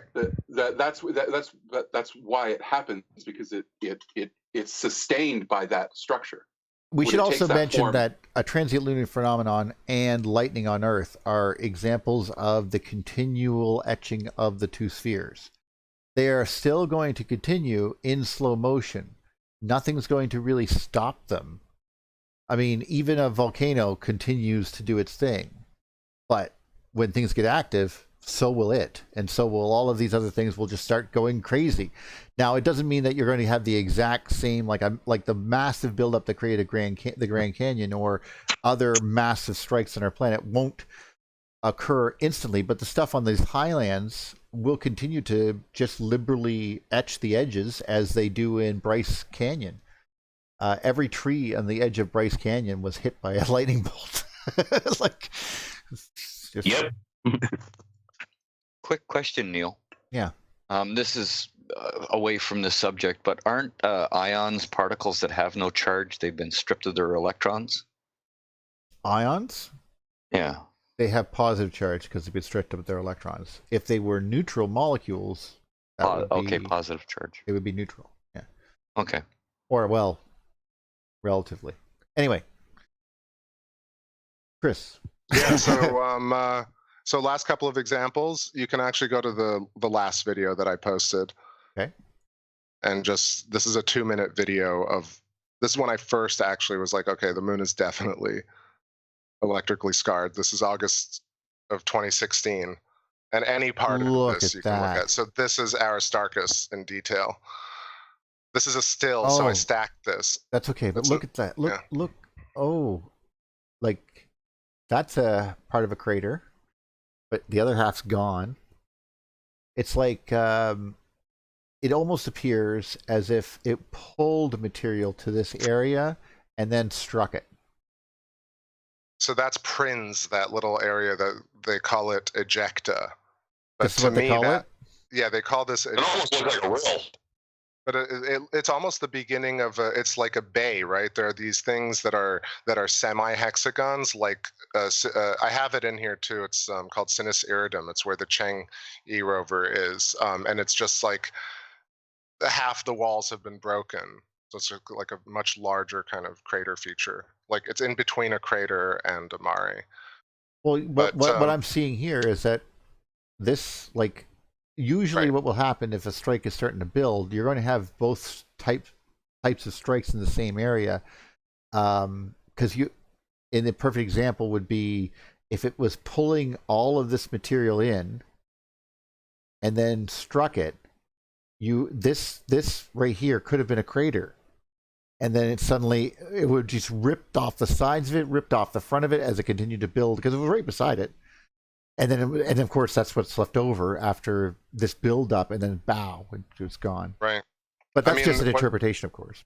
So there's this idea, that Ralph Juergens talks about, Thunderbolts talks about, where there are small craters on rims of larger craters preferentially. Of course. In reference to this. There's one this right is there. A particular example of a feature like Aristarchus Plateau, this diamond, having Aristarchus crater on the rim of it. It's not circular at all. It's not even hexagonal. It's like very much a diamond. And you have Aristarchus on the rim of this larger feature, particularly. It would be why wouldn't it be a little bit further south or a little bit further right? It's literally on the corner of this large feature. And you have Okay, so there's this. You can keep going through. And Oh, I'm just loving the. I mean, it's Yeah. just beautiful imagery. Anyway, continue. Yes. Yeah.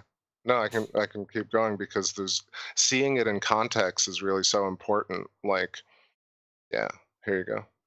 Oh, So yeah. So how are any of these any different than the Reichert structure in Africa? They're exactly the same. It's just we don't talk about the moon being like a template, like a blueprint for all the stuff that Thunderbolts talks about. Those videos are not as deep as I'd like to, where I'd go on my show, which is showing people exactly how things are recursively geometric on the moon, and how it's one of the simplest things to prove this theorem of electric universe. Like it's beyond to me, it has become beyond simple because fractal. Yeah, I mean, you've got fractal geology, like frozen in time, and you can read all of it. You don't have to look at exoplanets. You don't have to search little dots on a screen. This is literally like perfect geometry. No, get this. You want to see something crazy? Look, I mean, just watch this. Here's Kepler, right? And here you go right down here, follow this trail. Boom. Okay. Here's another one. Boom. Okay, here for another. Boom. Just from crater to crater to crater, these things are going. I mean, and look at this feathering effect. I mean, this is, you see this type of feathering effect across electrical surfaces all the time as material is being pulled, and it doesn't go straight to one spot. I mean, they're all hitting different parts. Like these are almost like little loops going through because this is the surface of that loop, and the other part of the loop is underground. Like dragon tracks. Yeah, exactly. Stuff like that. So this is important. So if you look at the picture of the thumbnail that you had up, right, the double lobe shape, look at Mare Serenitatis, Sea of Serenity, and then Mare Imbrium to the left of it, and you'll see they share this boundary layer, and they themselves look like a torus, apple core, lungs, hips, you name it, face, eyes. Where am I? Mare Serenitatis at the here? top right. Yeah. That's one of the few, pentagonal large shapes, right? It's not really a hexagon. Well, no, but it's actually against this ridge here too. I mean, there's activity right here, obviously. I mean, look at all this activity, and then this here, and then this here, and then there's another beautiful one happening right here. I mean, I can picture that something like this could keep expanding. Like Plato could expand and become a Mare. Like, I mean, there's ideas here. Look at Plato that you're referencing. That's the other, to the top right of Plato. If you follow just a little bit, there's this little gash. Go down. That's it. That is 130 kilometers, a cut line through the mountains called the Valles Alpes, the Alpine Valley. It's with these valleys right here. On right, Earth, so these are straight cuts, like carved right through a full mountain range that are 10,000 feet tall. Well, okay, I don't live with 10,000 feet tall but where I'm from, they often say that these things that I live around are carved by glacials things because they're all going in the same direction, and the main river goes across them, right? But this is a perfect example. These right here are going right across this mountain range. They're the opposite of these things here, by the way. They're just the opposite of that. And it continues right along, and there's several of them, and there's a lot of this going in this direction. So obviously maybe something that occurred that hit some of these things, if this is the original material of the surface from a while ago, this could have been strikes that were something going across the planet that left a mark as it did so. But, that's just... You don't really know, but I mean, you see stuff like that. These up here. This is like the Badlands of like Dakotas and stuff up here in Washington. Yeah, what's fascinating that you're not really seeing here is that whole mountain range, the Apennine Ring, right? It actually starts with a very prominent crater called Eratosthenes, which is right next to Copernicus. It's not showing right now, but it's a very prominent start of the arc, it seems. It's right, but it's right where the word Copernicus is, but it's in such a relief that you can't really see it. It's right there, right underneath it. But keep going forth, and you'll see more of these types of connections. Really, like you noticed, Kepler, Copernicus, and Aristarchus are also placed in a way that looks like a right-angled Pythagorean triangle formation. Okay, so here we're at Sinus Iridum, the Bay of Rainbows. This is where apparently there's a Chinese rover has landed near the mouth of the bay to the top right corner. And then this to me looks like obviously like a hexagon. If you look to the bottom left corner, you'll see it's very sharply defined. Follow that angle, follow the angle, follow the angle. And this bleeds into this region called Mare Imbrium, Sea of Storms, which is one of the larger mares. And if you follow to the right, that would be Plato Crater, and to the north is Mare Frigoris, Sea of the Frozen Seas.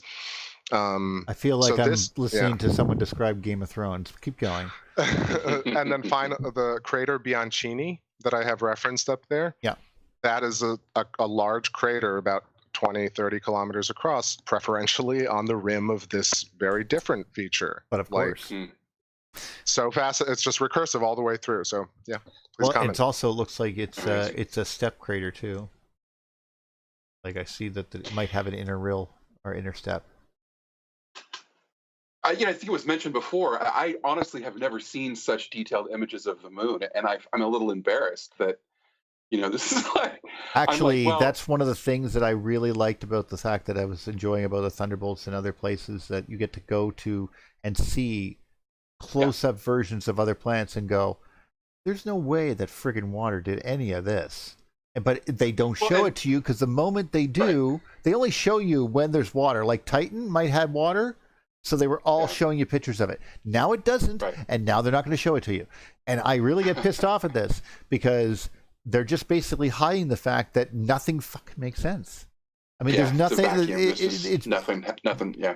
I mean, look at they can't describe what these are. Just these things here, which are giant friggin'. I mean, these are like hundreds of kilometers long, and they're not dunes.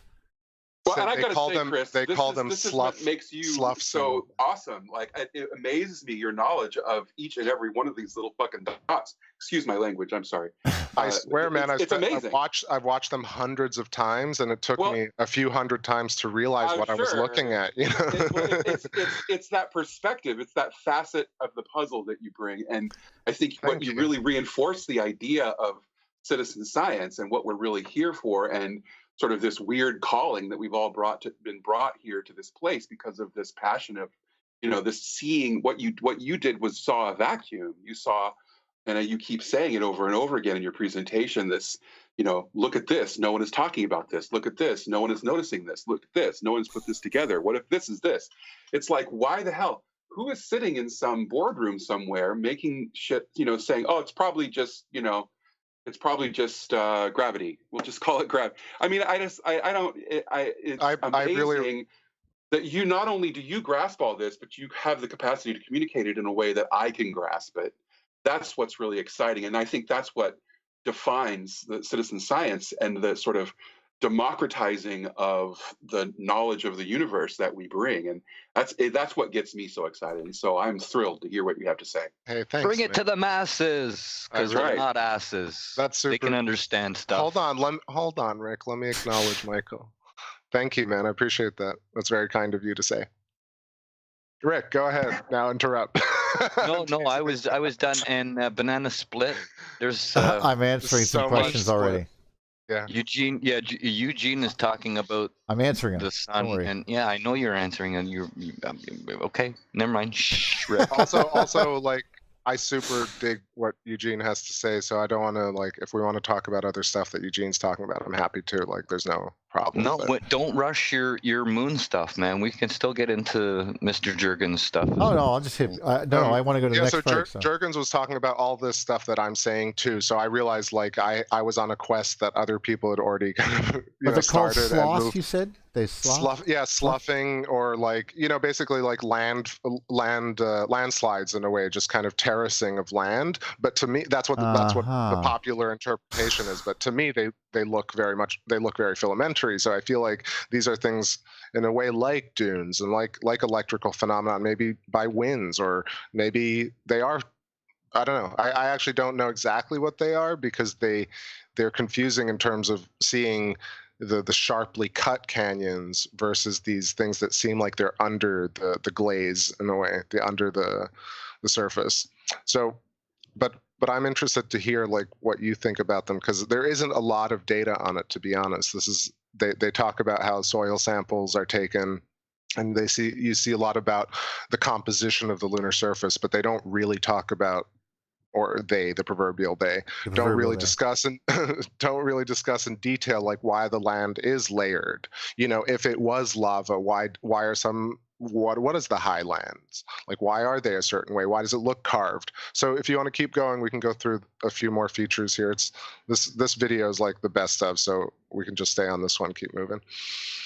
And then to the right of it, what's really fun about the moon in terms of citizen science is that there's a ton of really exciting concepts on the moon. That's that cut.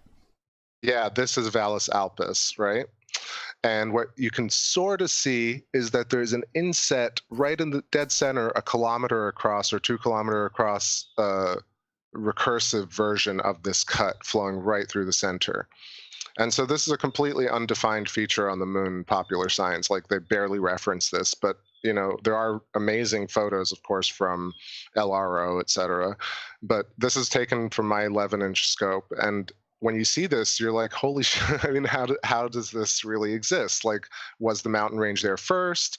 Did it form around this charged area? But to me, it looks like something cut right through this. I don't see. Well, I see this right here, and then going right over here to there. Yeah. Like, yeah, it looks like a lot of the other. Like, it looks like Schroeder's Valley, but no. Pow. And then to the top left of the screen, you'll see this other type of feature. This kind of it's almost a little bit like that Harbig Harrow object, although it's not a straight line. Top left corner, you'll see it's like a chain of little dots. Right here? No, top left, sorry. Complete left of your screen. You'll see this little dotted line. Follow that dotted canyon. Oh, this one. You see that little, that's a chain of dots. And if you see with a rill at the end. Yeah. And you follow it all the way to the bottom left, further. It keeps going, left. Go further left. You'll see it kind of, looks like the staff of the Grim Reaper. Exactly. So that's a really interesting feature, and to the left would be Plato Crater. That we actually have some of those on. We have some of those on the surface of the oceans. If you look at they look like lines, but if you zoom in on them, even on Google Earth, you could do it, and or at least the downloaded version, and you can see that they're actually just little craters. Just little dots of craters, and of course the ocean makes perfect sense, and they stop when they get close to shore, which of course also makes perfect sense, because as soon as they get close to one of these things, they're going to jump. They're going to jump to, like, this is all flat here, so here it is, chew, and go pow, because this is the next thing on the way. This is right, and they're not going to. This right here is going pow, and it's like it was drugged along maybe to here, and it's just, it doesn't have a lot of power. It's still just doing sputters as it goes.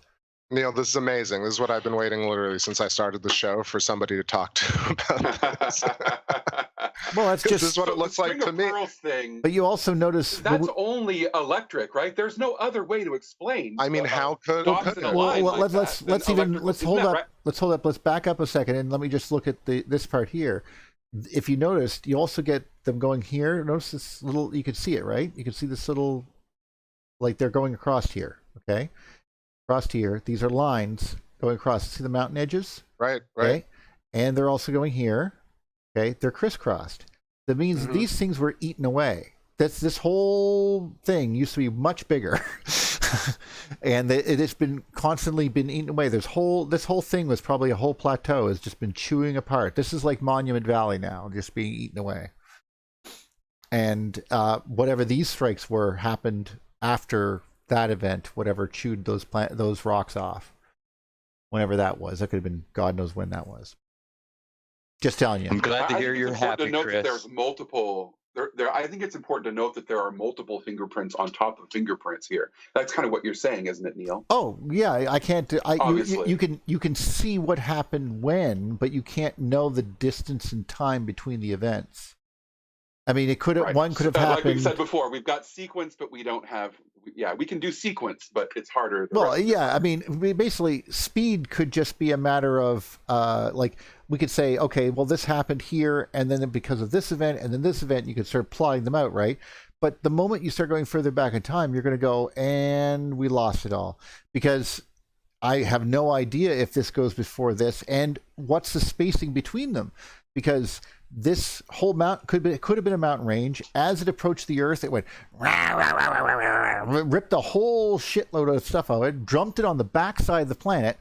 As the Earth would push all that electrostatically away from it, because like get away from me, and it's blasting like with rays all over. Yes, and because it was ionized, it's going to go away, and blasted all this stuff to smithereens all over the planet as it's arcing and doing its thing, and as the solar wind continued, and other events continued in the solar system, the moon itself, the far side of the moon, would always be facing this incoming striker and would always move out to get hit first from the backside. So it would always be there to protect us. Now, does that mean that I'm right? No, but that's one way of explaining it. But is it the correct thing? I mean, we have a general order, but we don't know if that's the case. I don't even know when it showed up. I'm not saying that you're right, but you're right. it sounds cool, but anyway, I'm not saying it's aliens, but it was aliens. Aliens. Okay. I need to put my hair up in a thing. Keep this video up, but pull up this scratched plate video I just pulled up as well. Banana split. Yeah. What? Electric Universe Eyes found this video too, and so did I. This is another guy doing really small channel, like has 56 subscribers. But this is what I visualize happening on the moon. That's exactly what I visualize happening, except that it probably would have been further away, and he would, if he did it in lower pressure. Wow. Like, and you see there the hexagons. Oh, look, next the to moon. each other. I was just gonna say that, Duffy. You beat me to it. By 1 second. And notice the color discoloration, by the way. Yes, this is so specific. It's brighter on this surface and it's darker in the middle. What impact chain of craters like heavy bombardment phases are going to create these things that are so easily created? I think that's the big whatever so-called controversy, but it really implies Scratched plate trench electrodynamic sculpting by Dahlina 007. Well, that's it. We got to get him on the show, Neil. Like you, beautiful. Hey, I'll give a thumbs up there. There we go. Exactly. David found that. So so let's go back to the rest of that video and we can kind of wrap it up. How many Also, people can we fit in the group? Oh my God, this group is going to be huge. Huge group. Just wanted to say that somebody made a great comment. Let me see. Stretch marks. Was it Frederick Rhodes? That's also definitely, it crosses my mind a lot, like the moon potentially growing and splitting and creating these splits that also look like, dendritic patterns, but could also be like, skin stretches and it creates those sort of like what we consider trenches or. Believe it or not, I don't know if that's the case. Not this one, but it's a good thought. No. I've seen the evidence from Neil Adams there on some other planets, and I'm like, I'm not sold here. But I might have been sold on Ganymede, but I certainly wasn't sold on Mars, but Earth, I'm more sold on. But this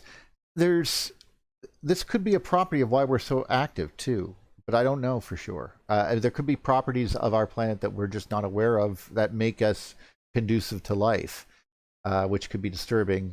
But it would also be, there could be less chance of life being on other planets but we're not really privy to the details of that yet. So I just want to say that the pizza plate that you just showed, it looked like all those rocks all everywhere.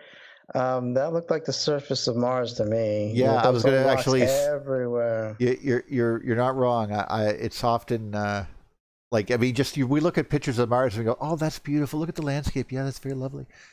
Where'd all the rocks come from? There's no cliffs. But what's interesting is that everywhere. But what's really fascinating, if you study hydrodynamics and particle simulations, you'll see that all the dust and the so-called ejecta falls in diffraction noise patterns. Oh. Even the scatter is plottable in a way. That's crazy. Wow. You said pizza plate. Earth is flat. End of story. Stop lying to everybody. Yeah, we have to be. The timeline, obviously, that I keep on harping on is 40,000 years, and that's not very long. And just a historical note here that when you were showing the moon back the black dark side of the moon, I saw for the first time the two eyes of the moon, and so the Indic said that when there was an event that lit up the entire sky and the planets too, saying 51 centuries ago, over 51 centuries ago. One of the things it said that the moon altered its position slightly a bit because there was an image on it of a deer, and it changed position slightly. And what I want to say is that Now that's a rabbit? No, it was a rabbit. No, the Chinese say there's a rabbit on the moon. We say there's a man on the moon. Now you're saying there's a deer on the moon. I was just... Well, the Indic did. I was trying to find it, but I can't find anything that looks like a deer. But things change. But the thing of it is that we don't have old moon maps, and I know Ptolemy made a moon map and others, and they correct, yeah. So they've been destroying these moons because the face of it has changed positions. There's just no ifs, ands, or buts about it. So well, it could be like I said. I mean, each event that it was part of could change other aspects of it, and like we said, each of those transient lunar phenomenon. Like I heard a story one time from it. I actually scoffed at the story because of how ridiculous it sounded, but someone said it was a story about a guy who said part of the moon sort of glowed and sort of flipped out from the moon and then came back and reattached itself. And that I was like, bullshit. Like I was just like, no, but now I'm thinking, well, if a coma just came off and a little flame, sort of like a plasma flame, came off the moon for a second and then sort of came back down, yeah, why not? That was just a bunch of, basically that's just the same thing as just a big storm that we would have on Earth. And I've seen those type of flames dance across Jacob Gable's and David's work. So it's not out of the realm of possibility. We also have to acknowledge how much energy there is there. I mean, the Earth and the moon itself together must be holding charge between themselves. That's another thing. That's pretty cool. I mean, for a while anyway, until gravity was the only thing left. So there would have been activity going on. So. Anyway, sorry for interrupting. Keep playing through. No, it's great, man. I love this. Just people looking at real footage of the moon. It's a big deal. All right, this is Tycho Crater. And then top left, you got Schickard, which is also very bright white, and so indicative of age, possibly. And then you have these rays that they talk about that come out of Tycho. But for me, it's really these two parallel rays emanating at the 11 o'clock, 10:30 position. Yeah, I see them.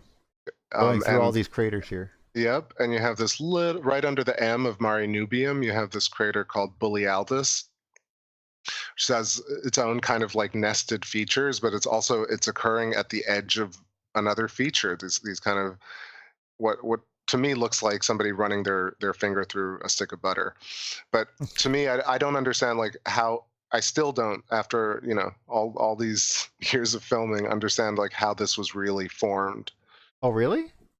These two parallel rays coming off the left. I mean, I do now, but I'm just saying it took me so long to consider how popular science thinks that these are coming off of an impact strike. Well, me and Robert saw these in rock, going right up the middle of that canyon in Arc Blast Geology videos that we had, just the last one. And you see it coming, they look just like these rays, but they're all quartz inside of rock. Now, this is basically like they're even filamented like lightning. Yeah, the filamented. Yeah, they're basically Mhm. like, this feels a lot like I wouldn't be surprised if we got down there and this whole thing has a tendency to look like a bunch of dikes, like a striations, because basically this is what should be noticed is not ejecta. These are going towards this part. They're not coming from here. They're going this way. Yes, so important. They're all Yeah. going And they all end before the rim of the crater. Like you had pointed that out to me before as well. I mean, this one goes right to the rim. This one goes to this rim. Like that, I guess that one probably goes to right here. But still, you see the way that they're going in here. And these ones go to this edge of this rim, but that one comes right to here. But the thing is that it's getting. If we could picture there being like over top of this area, something coming in, perhaps the Earth.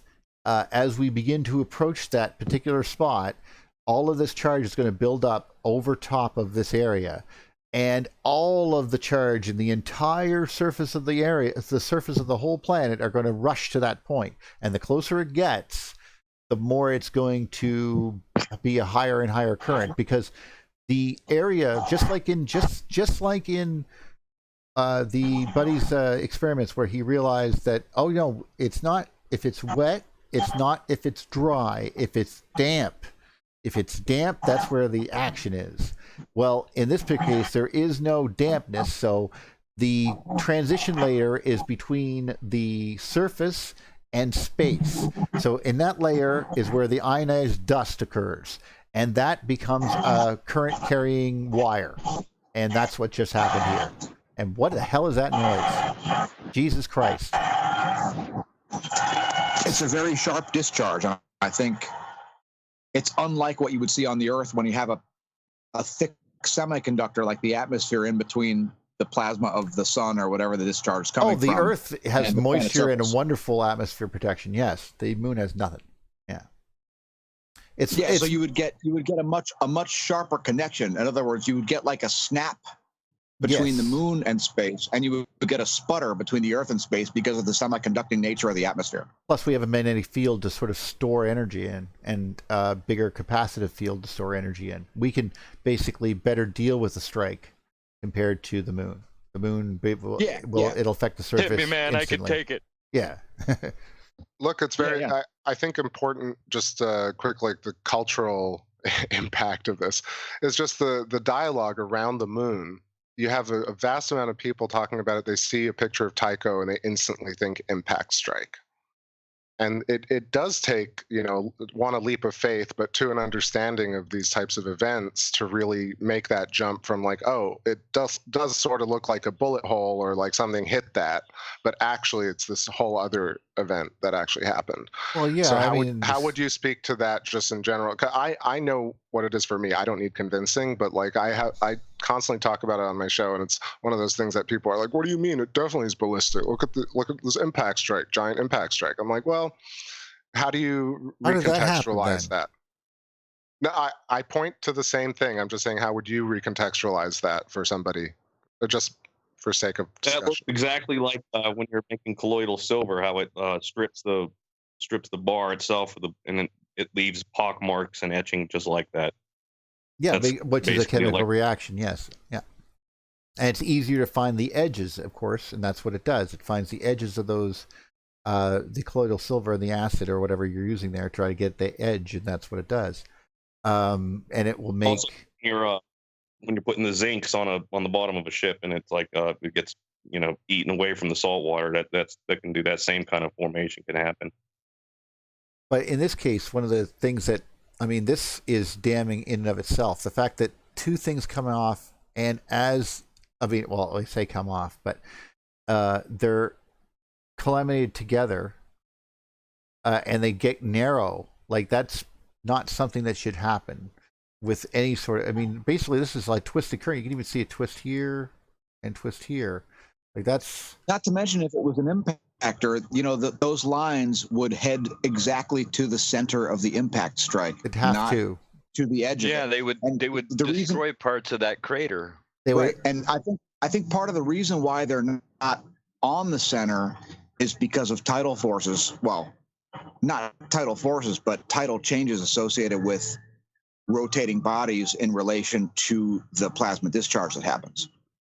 Well, I think that they're going towards this point, this edge right here. This is the actual point that made the touchdown, and that's. I would agree. Yes. And then this is one of the footprints would become a circle. The other one would be right here, and we go like and just loop around like this, and that would be it. That just happens to be what it pulled material through this thing and shot it. And it pushed it the other way. Yep, exactly. And I'm sure if you look at the geology on the surface there, if you look where those two lines converge, you're going to see a completely different geology, maybe geodes, versus on the other side, you'll see something completely different, something that looks like charcoal. Well, yeah, because all of this material here would have been the highest point. It would have been sort of like shiprock, but you would think so, yeah. But shiprock that got hit with a strike and it was destroyed. But that almost looks like a rim crater right there. Well, it right probably is. No, there's probably a series of them in a line there too. I would be surprised. Yeah. If you get closer, there's probably like other perpendicular lines that look like Hall currents that are at perpendicular angles to that edge. I like that you use the term Hall current. I assume you know what. Are you referring to the Hall effect, or are you referring to Andy Hall?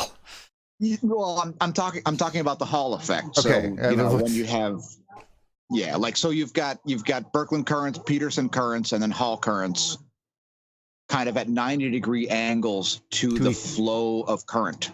Yeah, exactly. Through a stomach. Anyway, take a look at this one. There's actually right in the middle of this. Looks like there's shiprock sitting right there.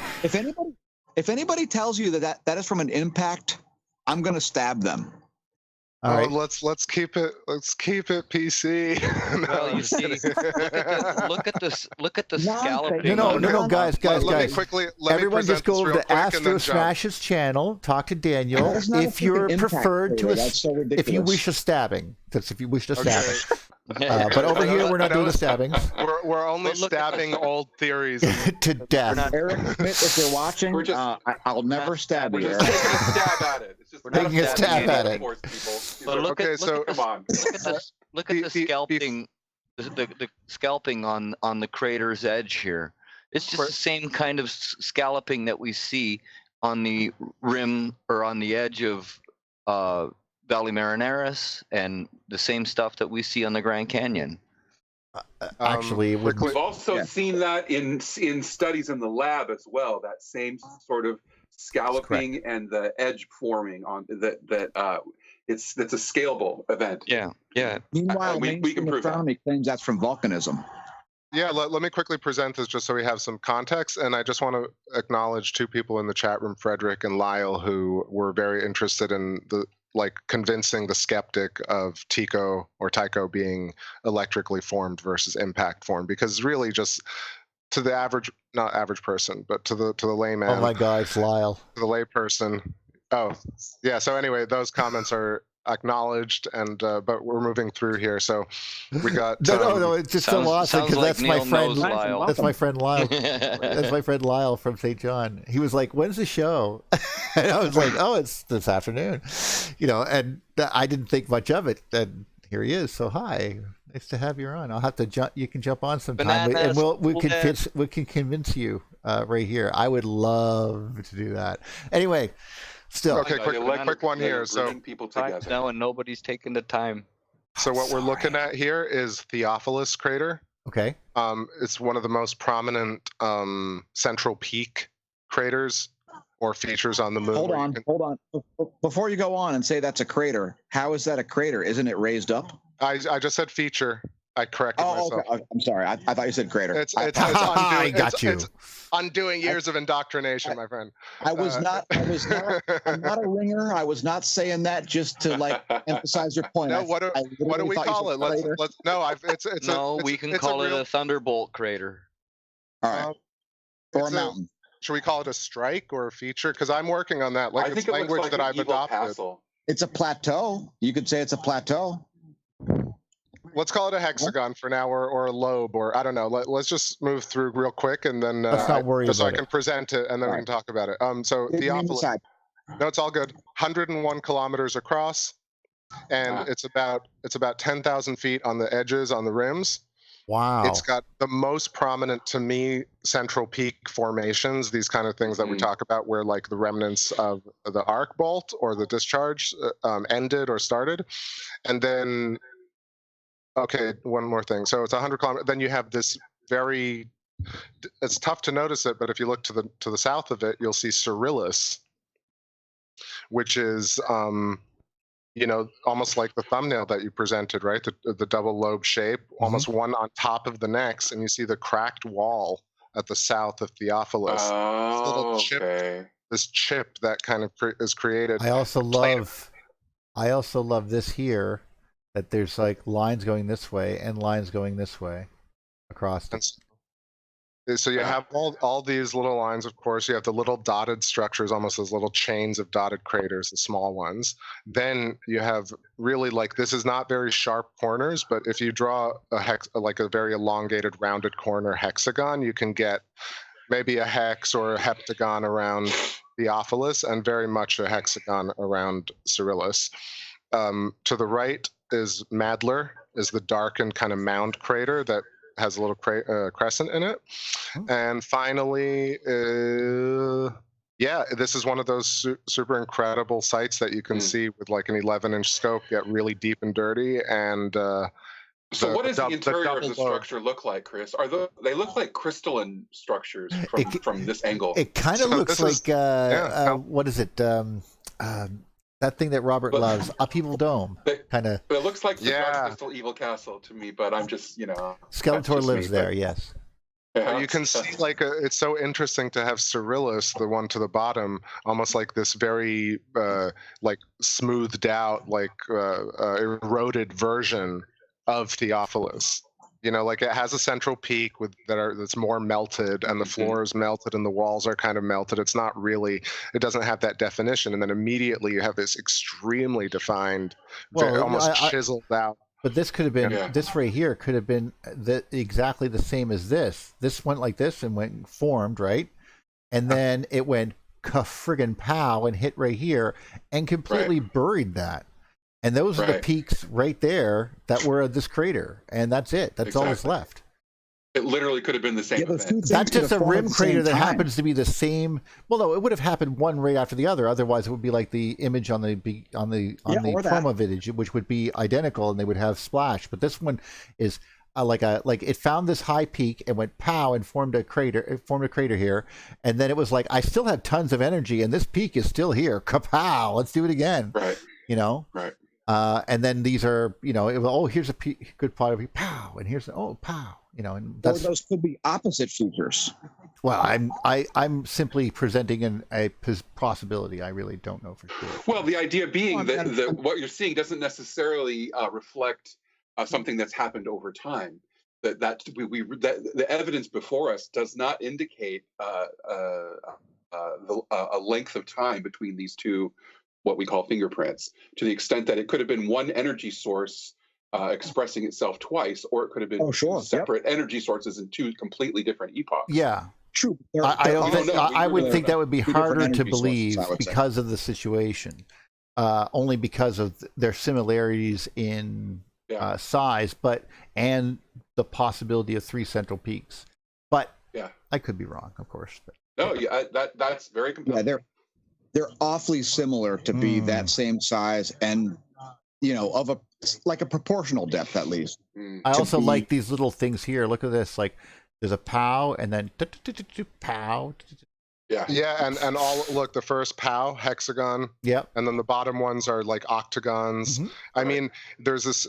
I'm just going to talk quickly about the cultural significance of what we're talking about, because it could be completely in a void for people. Really, it's just that popular science thinks something impacted the Earth, created all these little shards, and then they merged together into a ball of lava, and then a bunch of other rocks hit them, and then created what we're looking at. And it's such an insane concept that you're like, well, what's really going on here? So when you look at this stuff, you just have to trust your own eyes in terms of like walking in nature or looking at a pond. And then further than that, the impact of spending all this money on SETI, on exoplanet research, on gravitational waves, on any number of things, and not literally just using all the scopes to understand the origin of the moon and the history of Earth in its within the context of a moon that gives us a book. Literally, it's like an entire Bible, dare I say, a compendium of all these different events, signatures of electrical events, historical events. We have lunar samples. I mean, it's so strange how little time is spent discussing the moon versus all these other things like the TRAPPIST system or... Did you scroll back up to that photo there? There was a crazy photo with like nothing but hexagons on it. Hey, Chris. You're being loved in the live chat, by the way. Thank you all. I appreciate all the love. A question for you, Chris. Yeah. Would you be willing to share with us a little bit about your perspective on the value of direct observation, in your opinion, and in your experience? Yeah, I mean, it's a huge difference from the pictures that we get. We get a lot of Hubble photos, right? It's a larger kind of paradigm because I've talked about it in several contexts. One is the misinterpretation of data.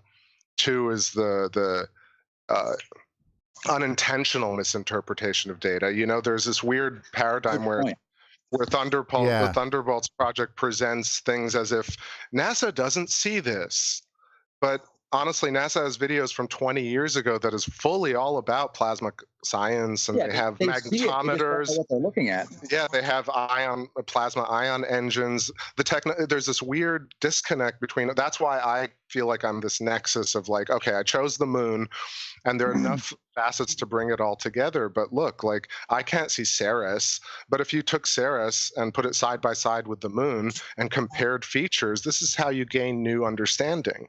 If all these sciences exist in a vacuum, then no one is putting it all together. This type of experiment, by the way, is important to note that when you think about how much force we're talking about, like look how big those craters are on the moon, right? You got to understand that you can make those on like a CRT, like this guy did. Just have a CRT monitor with the 10,000 volts or so, and don't actually do this at home unless you know what you're doing. And then you put dust on it, and then you just do discharges to the dust. Well, the patterns are very similar as you see, but they're not that they're not like blasts, like oh my god, the power, because it's just moving a little bit of dust, so it goes puff puff puff. That's all it would look like. But I mean, obviously, if you were standing on it, it wouldn't look like that. But quick note to Duff's point about observational science. So as soon as I stopped looking at Hubble photos and pre-stacked images and started understanding astronomy, you get a real connection to space, and then you realize like popular space has made us disempowered. Not really. There's this, like we talk about purple prose about how you can talk really about making the grandeur of space without really understanding anything. So having a telescope, binoculars, or microscope, and looking at objects yourself and gaining a fundamental understanding actually brings you closer to. Sorry, Neil. Could you go back 1 second, Neil, to the page previous? Sorry, my mind just got blown by looking at inside Gale Crater and the CRT surface. The top picture on the second one in looked almost exact.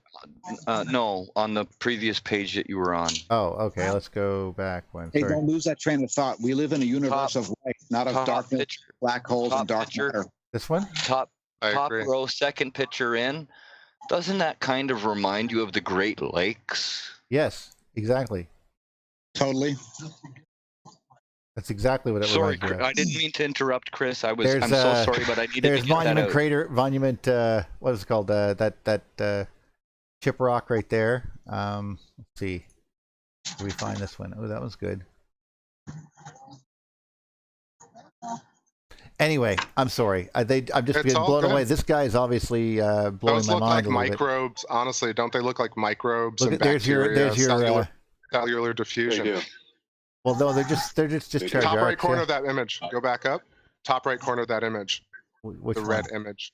This The one? one that you're looking at, top right corner, Yeah. right there. Yeah. Inset. Look, there's a crater called Janssen click on that crater and then that's zoom in. just like that. Yeah, if you type in Janssen crater, you'll see that exact structure.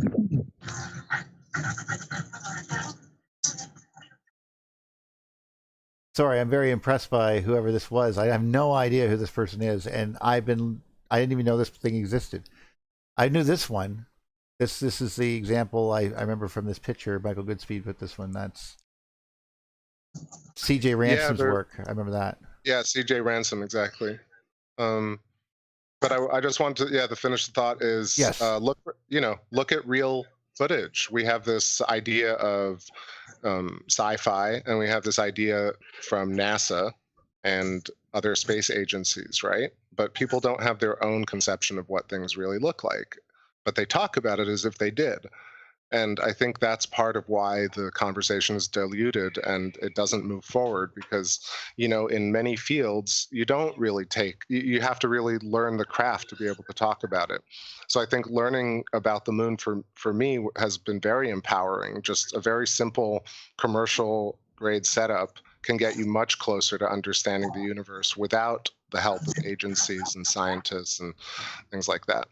So that's kind of to Duff's question. Thank you, Chris. I think what really strikes me about your perspective with regard to this is the idea that it's accessible to all, and that what we have to do, as we talk about paradigm shift changes, and we all are part of that. And I think what ultimately has to happen is we have to stop seeing ourselves as consumers and start seeing ourselves as producers, stop seeing ourselves as observing and start seeing ourselves as participating. And as we've been told and we've been pacified with this idea that participation is unnecessary, somebody else is doing it. And what we're realizing is that nobody else is doing it. And so what's happening, I think, in so many ways in culture, in many aspects and facets of culture, is that people are waking up and realizing, oh, I am an active participant in the universe. I'm an active participant in my community. I can actually see things. I can make change. I can make discoveries. I have power. And that's the bigger picture, and that's the bigger message of citizen science, is that it is accessible, and that and if you're quiet and you're patient and you observe and you interact, you will see something, and you might be a part of history. That the idea of slow TV and just sitting back and watching the moon. What if something happens and you're the first person to see it? That's an exciting prospect, but it takes patience. It takes playing the long game. Actually, yeah, right? That's a great point. Can I just talk about that for a sec? The watching the edge of space. I mean, that is the most contemporary content. Everyone's always worried about a trailer or the new movie, but really what's happening on the moon or Mars or Saturn or Jupiter is the most contemporary content, the most current content. So like if you're somebody who's like a nerd or into fun, interesting things, it always boggles the mind that millionaires don't immediately buy giant telescopes and start streaming space with like 25-inch telescopes, things that would literally boggle the entire comprehension of your own reality. Instead, they buy cars and houses. It's the most insane thing to me. I suppose, but I don't know why. I'm just happy to be rubbing balloons. What's he using that Tribble for? I don't know. Sorry, now I got to go find Tribbles again. I'm going to watch that episode again. You drove me nuts already just saying the word. But I didn't. Sorry, Michael, if I didn't mean to interrupt your train of thought. I just wanted to agree with you.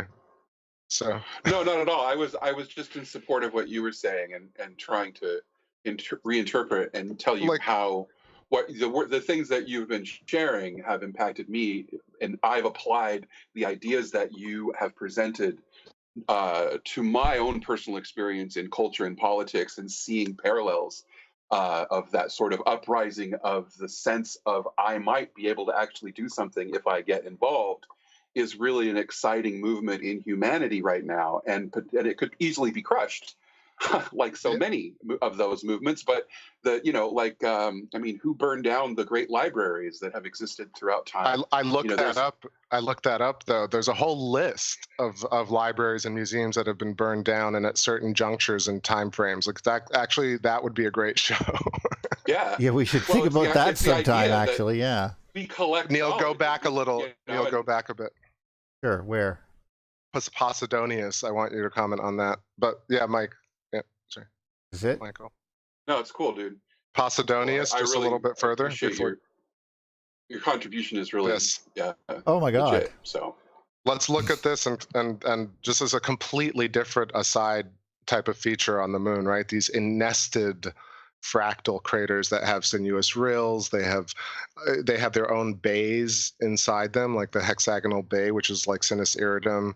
Then you have like the what look like vent holes. You have central peaks, and this is a giant. That crater was losing power from its magnetic field as it. And it's on the rim of Sea of Serenity. That's what's crazy. It looks so huge, right? But in and of itself is on the rim, the upper right rim of Mare Serenitatis.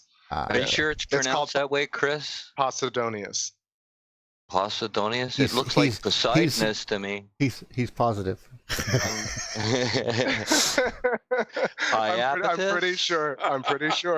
Okay, all right. Look just it up. Curious. We live in the age of let me Google that for you. I'm pretty sure he's earned the right to tell us what the dots are. I remember I was just watching this thing and I got it on Facebook and this little joke came up and it's like, excuse me, can you tell me how to get to blah blah blah? He goes, yes. What you do is you open your phone, you type in the address, and tell it do exactly what it says. Thank you.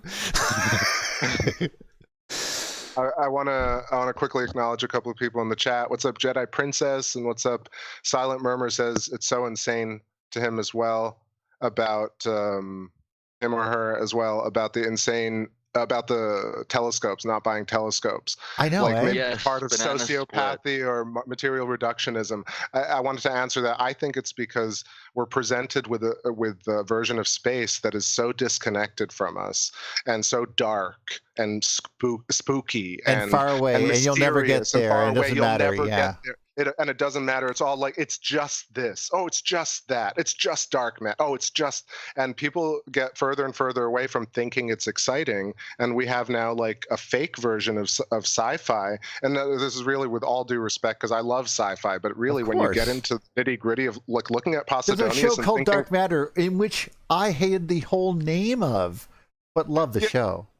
Right. So, but looking at Posidonius and seeing like the fact that we can uncover the future of the moon. We can discover this without anybody's help. All you need are some manuscripts, some YouTube videos, and a telescope, and all of a sudden you're on your way to becoming a lunar geologist, an astronomer, and you don't need any peer-reviewed nothing to tell you who you are. And this idea that people who don't do that are lecturing people who are doing that, I find very ironic. Yeah, it's like people who are not even doing experiments are telling you you're wrong. It's like. But that's not how it works. It's called an electron rain, and you just want to smack them. It's like, did you talk to an electrical engineer before you even said those words? So go talk to one. Go talk to one right now. Go across the hall, talk to an electrical engineer, and ask him what an electron rain is. And if he laughs, that's probably the best response you're going to get. Full screen this for 1 second. I'll show you what I was talking about. You'll see north, Rima G bond. That's that thing you were showing earlier when I said I have a picture of that. Oh, that's it right here.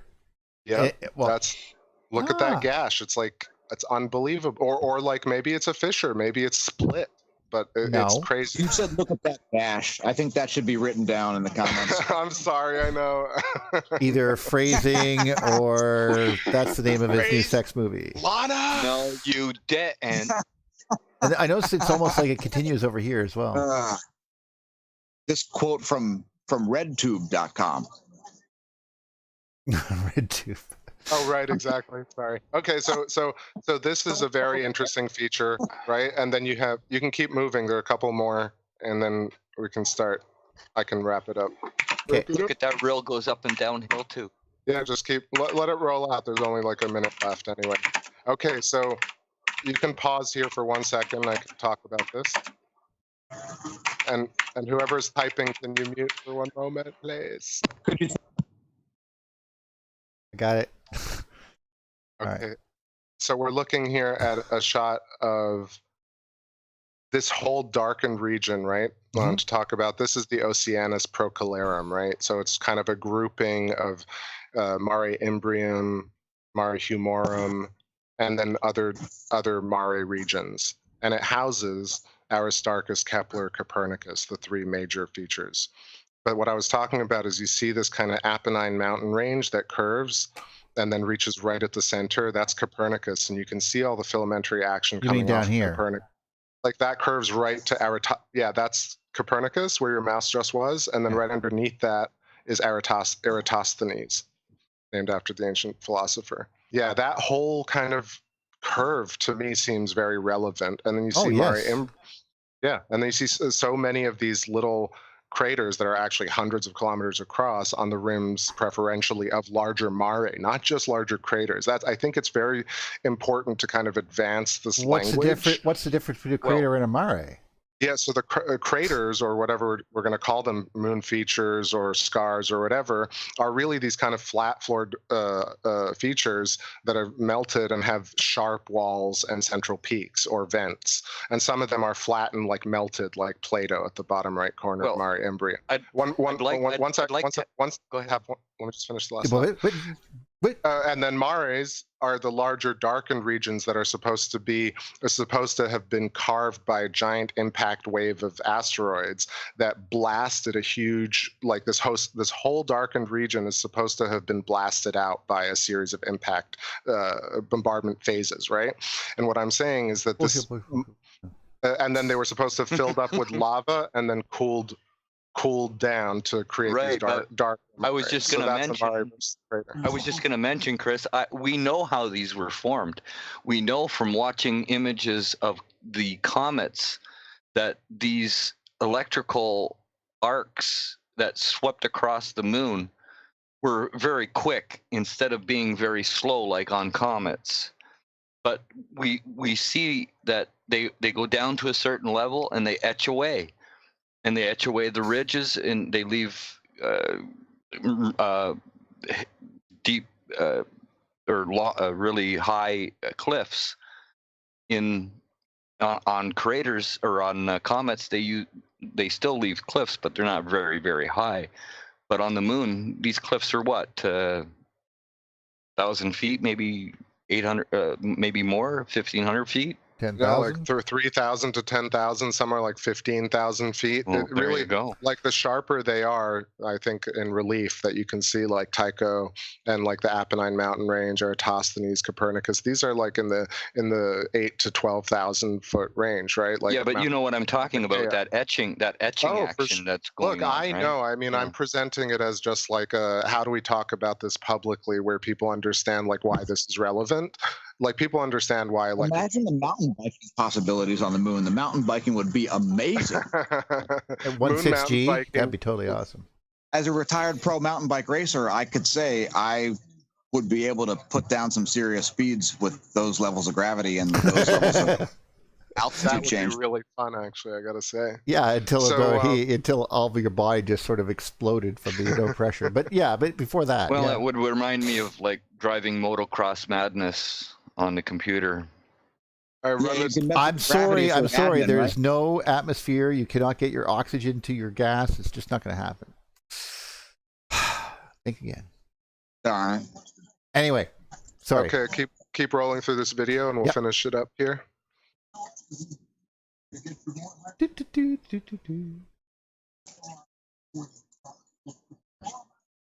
All right, this is Kepler, named after Johannes Kepler, of course. And this also a little bit hexagonal on the right-hand side, but really rounded, a little bit rounded out, kind of melted in a way.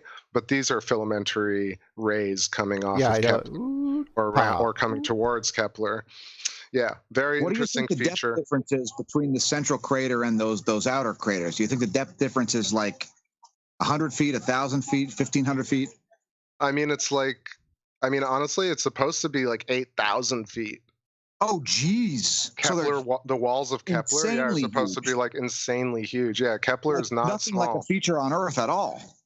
No, I mean they're no, but that's a perfect example of when all of this energy had to go. They were pulled to this area. There's all this dust or whatever accumulated, and it shot it. And yeah, but when it did, it wasn't a sputter. It was like an instant bolt, a strike. But if you think about it in a pop sort of sense, when it happens, I mean, when that would go off, you've changed the voltage potential at this particular juncture to a stupid amount of voltage. Now, all of these points over here are now still the base voltage, so they become the secondary points to this charge, which are going to leap back through the dusty atmosphere back down or through the ground, either way. And that's how, I mean, it's just a crazy rebalancing act. But still, I mean, look at, there's no denying the coolness of it. Crazy damn. So let's talk about this in a tiny bit of detail, just because Lyle is making a great point, which always comes up, right? When I bring this up, people are like, "You're saying that everything is electrically created. What about the impact craters on the moon?" And to me, when you see impact craters in a laboratory, like if you look up impact ballistic experiments or moon crater experiments in a lab, there are about 10 videos. Look at these. They're ones that have like flour and cocoa in a tin pan, like in an 8-9 inch cake pan, and they drop in a ball and it powders up, and you get these rays that come out of it. Or high speed impact, or high speed impacts. But to me, impacts that look like mounds. So you get this mound effect. Yeah, you get a mound, exactly. Yeah, you don't get this flat floor with a central mountain peak with sharp walls, the stratification, stuff that you see in the electric universe, like Earth geology videos, like the Steinbacher stuff and Andrew Hall stuff. Like, so to me, maybe there are a ton of mound craters on the moon. Maybe the smaller ones are that. But where'd the ball go? That's the whole big deal about the 100-kilometer across crater. Where is the asteroid that made that impact? Plus, they would all have to, in order to be as symmetrical as they are, every single one of them would have to hit at nearly the exact same angle. So what are the probabilities of that? I'd say kind of low. What say you? The advantage if they're all being coming in at a certain angle, then so the skeptic, the pop side would say, well, they're not actually impacting, they're just exploding over the surface, and they'll create things like that. So that's true. Actually, that's what we're saying too. All right, good point. Good point. Look, all of these are that's why I really focus on hexagonal features, because if you look at bullet holes and impact craters, you'll see that yes, it radiates, and yes, you get rays, but they have a scatter property to them. On the moon, you have very specific hexagons and pentagons intersecting and interlocking and having boundary layers. I think that's where I find the line of thinking where I'm like, okay, this is where you can discern between what's an electric feature versus an impact. I love that. That's all. Well, not only that, but if you take their late heavy bombardment hypothesis and you really look at it, you'll find that it doesn't make any sense, because these objects don't come all in at 90 degrees to the moon. The moon can't have these objects coming into it at 90 degrees everywhere. Even on the top of and the bottom of the moon, you would see deformation of these craters. This is actually very interesting. Even at high speed. Go ahead, Neil. Dave got to link this. I like this part here. If you notice at a certain point, this effect will cause this part, once it gets dry, because this is wet clay, once it gets dry, a certain event will occur where this will shatter the crater out of this thing instantly, and it will disappear from view, and you will not see it anymore. I have no idea where it went. Vaporized. Just there. Like, it's gone. Like, and that's... You can see it. Okay. It picked it up. So look, lifted it in the sky and shatters it. What's left is a flat floor. Yes. with and sharp rims. I mean, it's really that. I feel it's so dumb simple. That's why it's so like, what do you mean? No, it's really that simple. Like, an impact would create a hole, but it would create aberrant rays. It would create like really destructive features, but the moon is very specific. It looks like crystal lattice structures that have been like bubbled up. So anyway, that's really the thought there. And we can finish up that video with these are great if I could too. find it. Yeah, David's stuff is amazing. There it is. We love you, David. Yeah, I mean, really, anybody doing electric discharge and putting their safety at risk for science. Oh, he's not now. wonderful. I told him what not to do. Okay, that's Eratosthenes. At the beginning, he was all crazy. He was like licking the stuff and everything, and just totally nuts and sticking in his ears. But now he's much more safe. You know,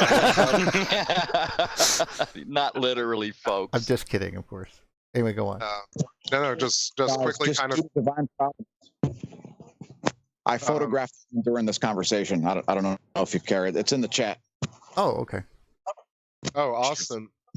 I was got some clouds here. It's not high res or anything, but Lyle was saying the physics on those videos are not representative asteroid strikes. Yeah, I mean, honestly, I would love to know the difference between them. It would be great if we had two side-by-side, like very high-def experiments done by the leading people showing electrical cratering versus impact theory. Like, I'm not looking for it to be a conspiracy, but it seems like if you kind of start Well, it's not a working on that, conspiracy. They just don't know. They're not familiar with it. How could they be?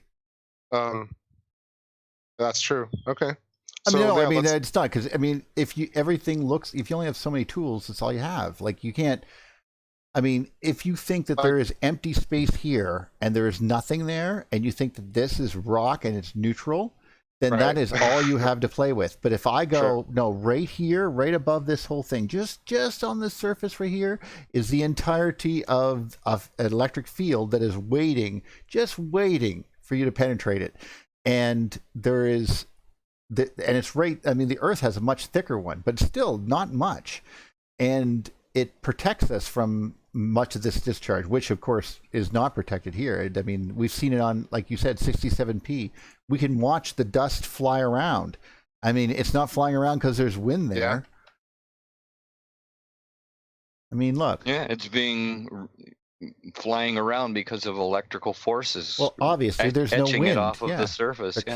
cannot possibly. It's just electrostatic motion on dust particles. And on some of these images, these very clear images, we can see these electrical etchings happening on the dark side of these comets. That's not supposed to happen, folks. Just absolutely not supposed to happen, because the sun's not supposed to be hitting there and warming the surface up to create these water jets. Well, there's these are, but material. It's just a rock. I mean, there's no ice. I thought it was an ice ball. Well, you can think whatever you want, but we've tried to drill into it, and it's a freaking rock. So, I know, right? but well, okay, they don't admit that, but it's a rock. I mean, yeah. Well, they put an ice coring drill up there, and try an ice drill on a rock, folks. Before we go any further, though, I wanted to thank Tess. Is there any, and of course Chris, but anyone have any questions for them before we take off? Please. Yeah, let's just acknowledge the chat. Like, everybody's been adding really great and they have words. been. I wanted to make sure that was at the end. But that's absolutely true. We've got an amazing audience. And We've thank got you the guys, best audience on YouTube. Smart people. Yeah, thanks, Neil. Amazing stuff. Yeah. You're very welcome. Not succumb to technology. What happened? Did I do? Way to overcome technology, Neil. Oh. I wanted to ask Tess, what was her book again, and anything Helios, that she wanted to tell us about that? Assuming she's there, even she might have she doesn't have to be here. Okay, we'll see since she's not here right now. I think I heard her giggle. No, that you was didn't. me. That was. But yes. Oh, I'm sorry. Sorry. She's there. Yeah. There I was she is. clicking on the Told wrong. you so. I was clicking Plug on your the stuff, wrong. Tess. Hi, I was clicking on the wrong button. I'm a little tired now. I'm trying to unmute myself.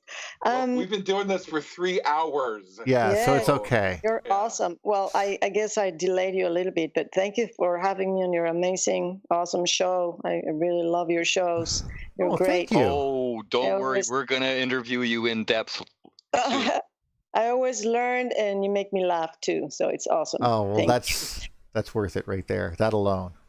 you. And I have a few books I have written. They're not very big. Only the first one is a little bit longer, but the rest ones are just short, and hopefully they have some interesting information there for people to be enticed to go and read and do a little more searching into the myths and, of course, the electric universe, which you could not figure out what they mean at all. Yeah, my website, you can get to it either through the Ether Revival. Oh, you don't. You just tell me, and I'll make sure that it's added to the description of the video. We'll just link it in here. Neil will link. I'll send you the message, and No so problem maybe at you all. can put it right there. Thank you. Oh, you're very You can welcome. do it right in the Skype chat, Tess. Yes, I'll do that right now, and thank you, and have a good day. It's nighttime over here, but It's nighttime here now. As everything's gone dark, so yeah. Right. Time change and everything.